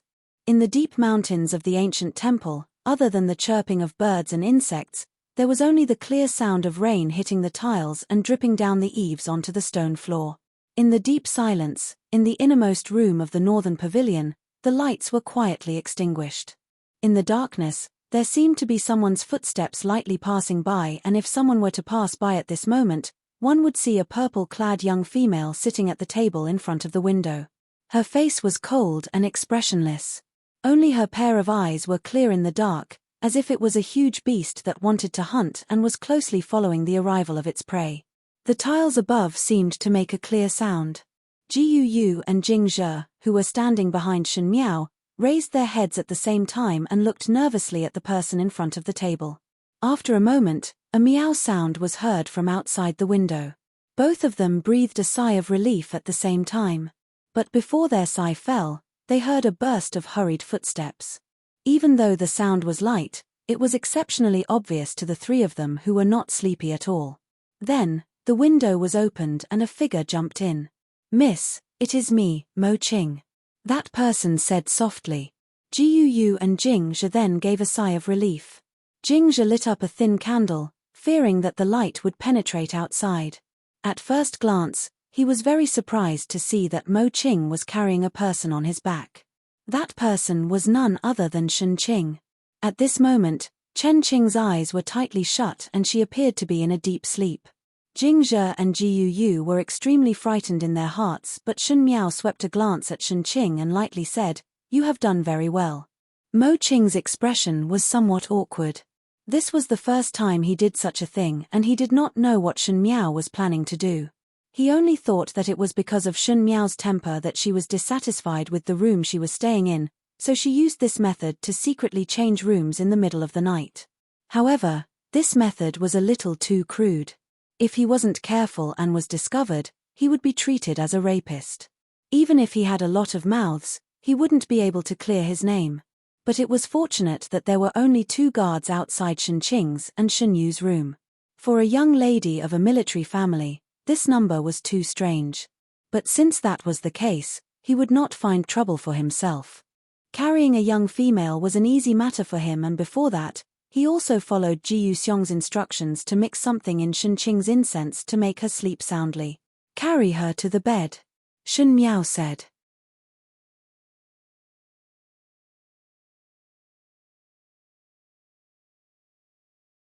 Chapter 79. Mo Qing did as he was told, and after thinking about it, he pulled the quilt on the bed to cover Shen Qing. Even at this time, Mo Qing still could not understand what Shen Miao wanted to do. "Young lady, now Ji Yu asked tentatively. In this room, other than Shen Miao, no one else knew what she wanted to do. Mo Qing thought that Shen Miao was playing in a fit of pique, but Jing Zhe and Ji Yu could vaguely sense that it was not so. Shen Miao was no longer the kind of person who would be angry with others just because the room was not comfortable, not to mention that she carried people out in the middle of the night. If it was just for this small matter, it would be making a big fuss over a minor issue. "Let's go." Shen Miao swept a glance at the person on the bed. "Go?" Ji Yu was surprised. "Where are we going?" "Naturally to my older sister's boudoir." Mo Qing sighed in his heart. It was indeed a child's play. He had some dissatisfaction with Shen Miao in his heart. He did not expect that Shen Miao looked quiet and indifferent, but privately she had such a competitive personality. For a small matter, she did not even want her own Tangjie's innocence. Just as he was thinking about it, his expression suddenly changed and he whispered, "Who?" This time Ji Yu and Jing Zhe suddenly panicked. "Were you seen by others when you came just now?" Shen Miao's face sank. If it was the people from that side, there was no reason for them to be this fast. With Ren Wen Yun's all-round character, she would definitely make the other side wait for a longer time. Why would someone come to the door when Mo Qing just sent the person over? If. Her expression changed a few times. If it was really not possible, then she could only use the lowest method. I will go out to take a look first. Mo Qing nervously pulled out the sword from his waist, but just as he walked to the door, he saw a figure passing by the window. Because he did not dare to make a big move, Mo Qing whispered, "Who is it?" He pulled out his sword and slashed at the other party. But that black-attired person easily avoided Mo Qing's sword, and one did not know what kind of body movement he used. One of his feet stepped on the eaves of the window and flew in like a swallow. He was like a fish in the water in this place. Once he entered the room, he suddenly turned around, and before Mo Qing could react, that person moved sideways and easily snatched the sword from Mo Qing's hand. In the next moment, that sword was placed across Mo Qing's neck. The sudden turn of events stunned everyone. Shen Miao was also somewhat surprised in her heart. With Mo Qing's martial arts, for him to be able to reach the position of commander of the guards, naturally it was not low. In the beginning, he relied on his martial arts to protect Shen Miao in the Qin country safely for many years. Now, he could not even withstand 5 moves from this man in black, and even his sword was taken away. Most likely Mo Qing did not think that the other party would be so much more brilliant than him and seemed to be ashamed, but was more worried about Shen Miao's safety. He said, "This one has no grievances nor enmity with this brother. Why would this brother make such a vicious move?" His words were not wrong. Other than the monks, there were also the guards of the Shun residence in the temple tonight. But among the guards of the Shun residence, there was no one with such brilliant skills. Mo Qing's heart was surprised. Could it be that there were other people in this Wolong temple? The other party did not have the intention to let go. A slight sound was heard, and it was Shen Miao who had found a match and relit the candle that was about to be extinguished. The other party did not expect that someone would suddenly light a match and did not even have the time to cover it up. He subconsciously revealed his murderous intent, and it was obvious that he intended to silence the witness for a living. However, when the dim yellow light lit up, everything in the room could not be hidden. Under Shen Miao's cold gaze, a trace of astonishment flashed across the handsome face of the person opposite. He then frowned and coldly said, "Shen family's girl? Can you release my guards?" Shen Miao's voice was colder than the autumn rain outside. "Xie little Marquis."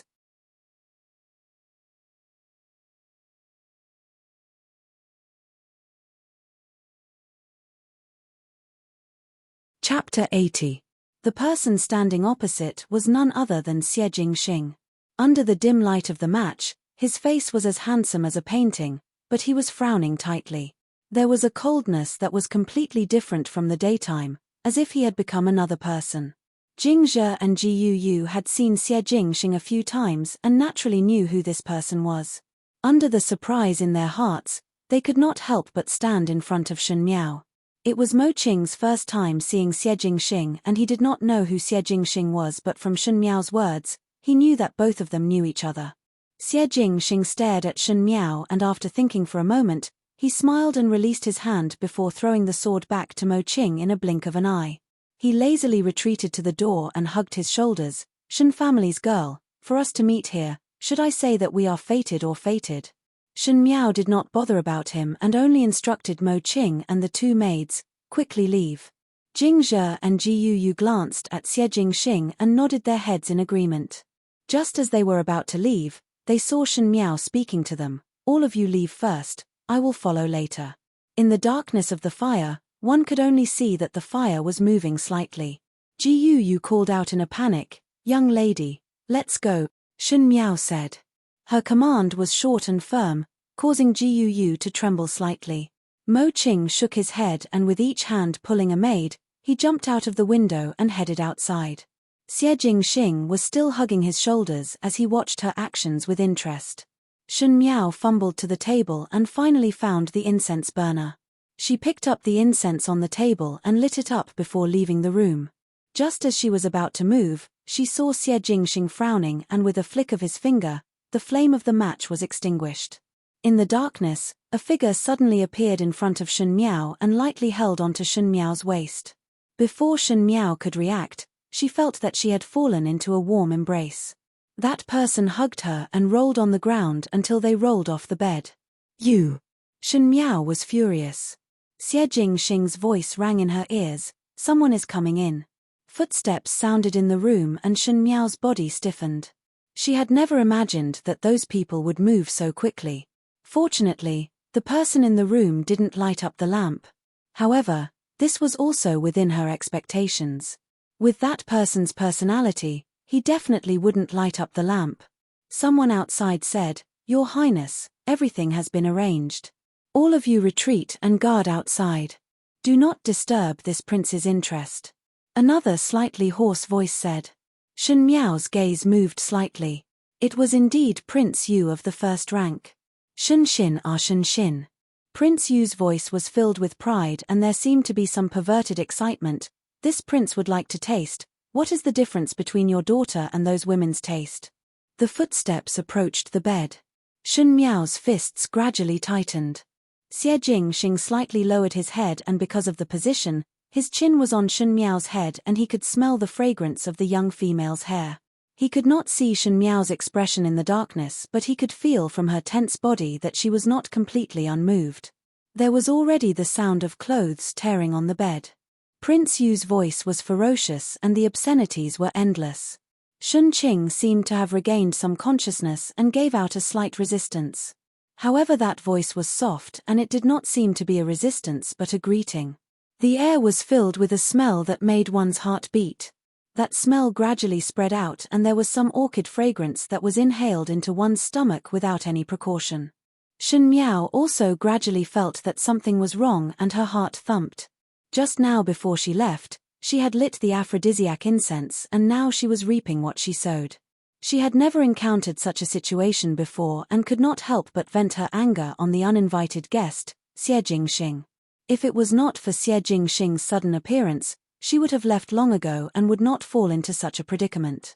Thinking of this, she glared fiercely at the culprit.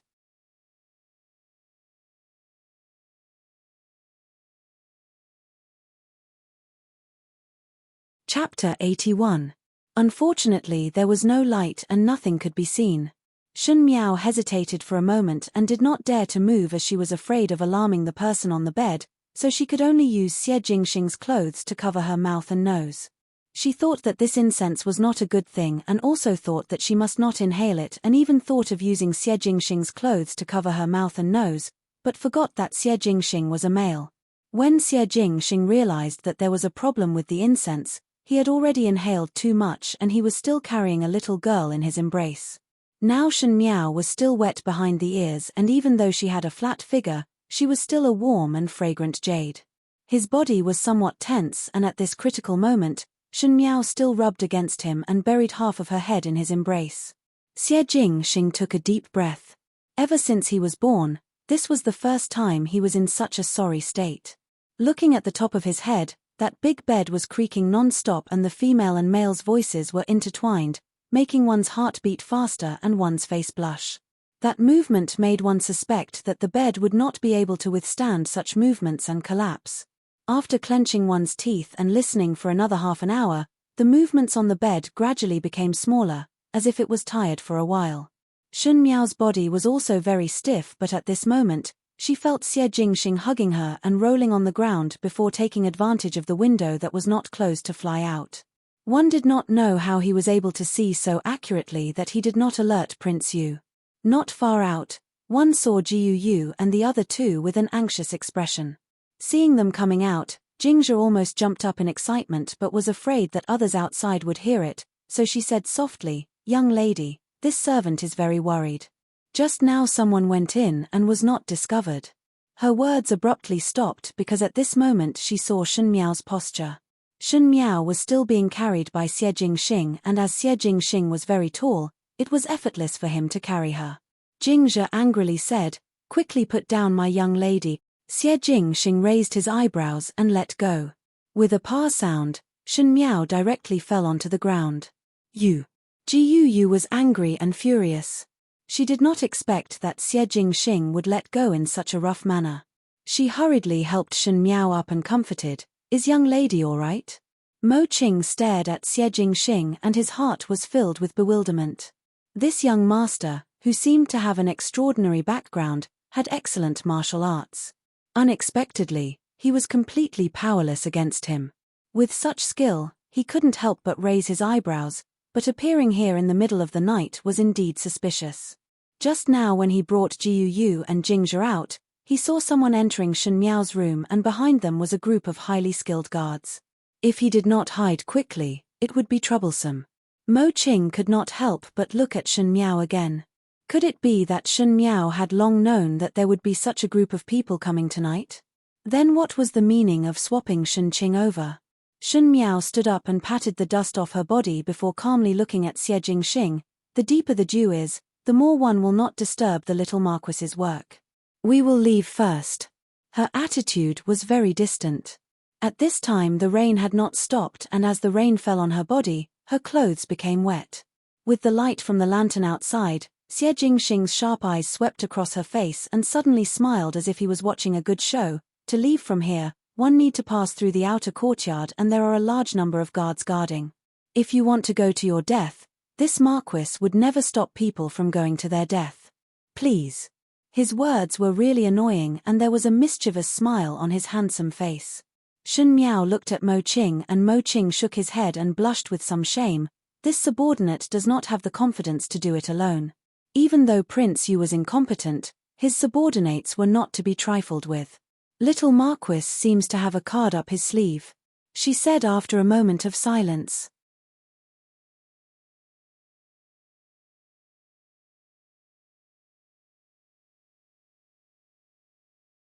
Chapter 82.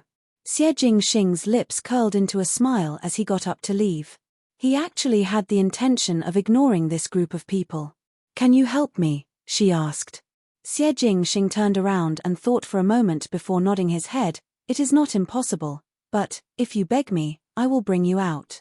Jiu Yu's and Jingzhe's expression changed. This Xie Jingxing's temperament was so mischievous and his tone was so frivolous. Facing this handsome face, if it was any other female, they would have blushed and their heart would palpitate.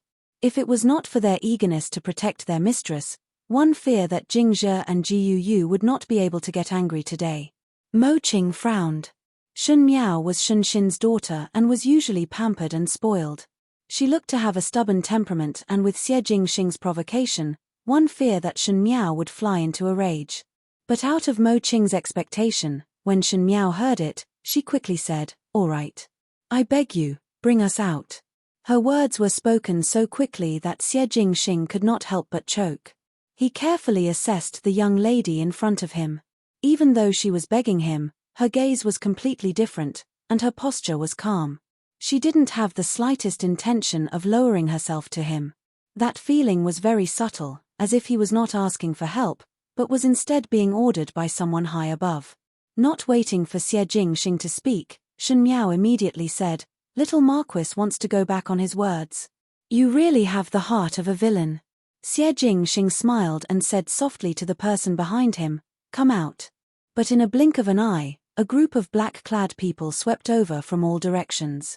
With a rough calculation, there were more than 10 of them which were comparable to the people that Prince Yu brought. Jingzhe and Jiu Yu jumped in shock and Mo Qing was also surprised. His martial arts were not weak but he did not know when did so many people hide here.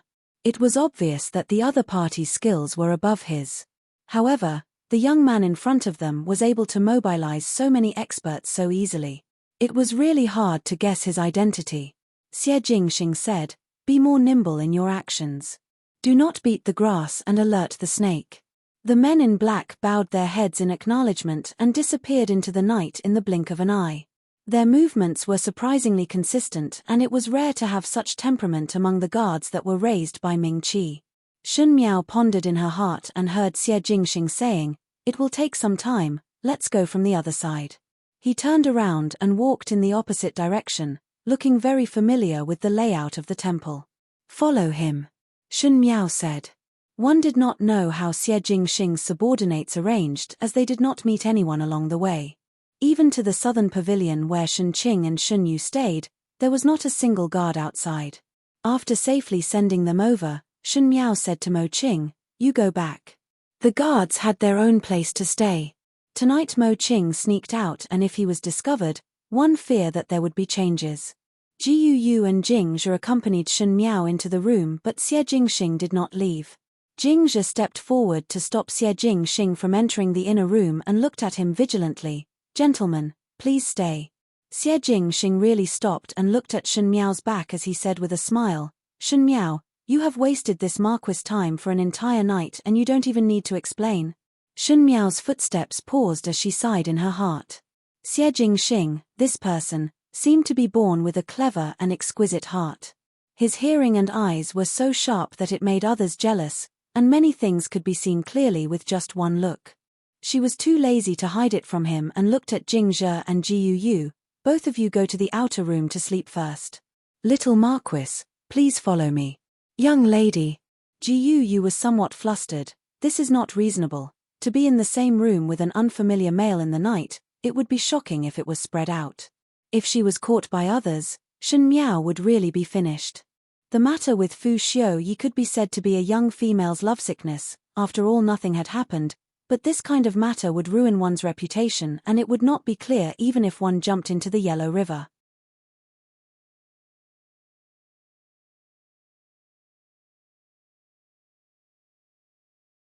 Chapter 83. No one knows what is wrong with it. Shen Miao did not intend to listen to the two maids and looked at Xie Jingxing. "Come in." Xie Jingxing shrugged his shoulders and followed Shen Miao into the inner room. Under the uneasy eyes of the two maids, Shen Miao calmly closed the door. After lighting the oil lamp and closing the windows, Shen Miao sat down in front of the table to isolate the pitter-patter of rain outside.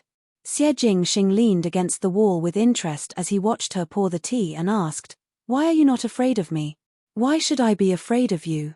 Shen Miao retorted. An unmarried young lady and an unfamiliar male in the same room.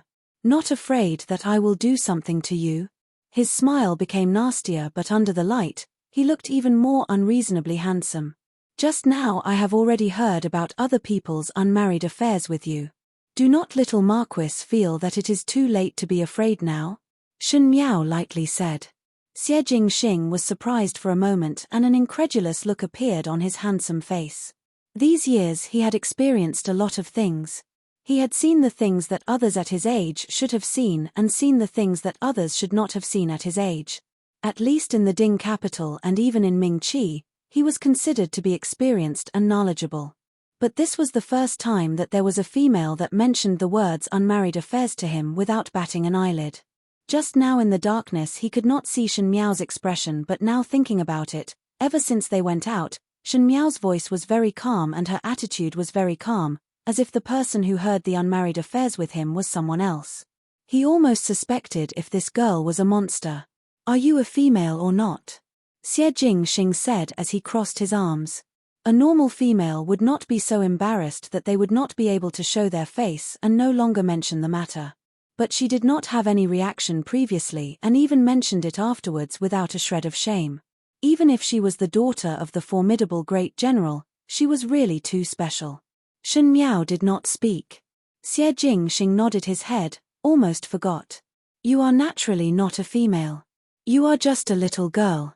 Even though Shen Miao was experienced in her actions, her appearance was very cute, especially her white face that had not shed the baby fat. When she did not speak, she looked much younger. Xie Jingxing thought in his heart that it was most likely that she was too young and did not know about the affairs of the boudoir, thus her attitude was so calm. The more he thought about it, the more he felt that it was because of this reason. Xie Jingxing walked over and looked down at Shen Miao. "Just now the incense bill has not been settled with you and I almost fell down." He grabbed Shen Miao's face and pinched it twice. "What do you want to say?" Shen Miao was stunned for a moment as she did not expect that Xie Jingxing would suddenly make such an action, and the other party seemed to feel that it was very fun and pinched 2 more times. It was not a gentle pinch but a ravage that did not have any protective feelings for the fairer sex. It was as if he really treated her as a little girl who was ignorant of the ways of the world. "Impudent!" Subconsciously, she shouted in a low voice. As soon as the words left his mouth, both of them were stunned. Under the light, the young man's handsome face stiffened. A complicated look flashed across his sharp, black eyes. He retracted his hand, chuckled, and lightly said, "This is the first time someone has told me I'm impudent." Shen Miao was somewhat angry at herself for losing her composure. Xie Jingxing was a person who did things that were somewhat out of common sense. Just now, in a moment of desperation, she actually took out the demeanor of an empress from the inner and outer palaces. This person was very smart and it was best not to be discovered. But she did not know what to say and could only remain silent. Xie Jingxing broke the silence. He sat down on the chair opposite Shen Miao and poured a cup of tea for himself. Suddenly he thought of something and took out a paper bag from his bosom. It was a bag of delicately made pastries. Compared to the Guangfu Zhai in the capital, it looked even better.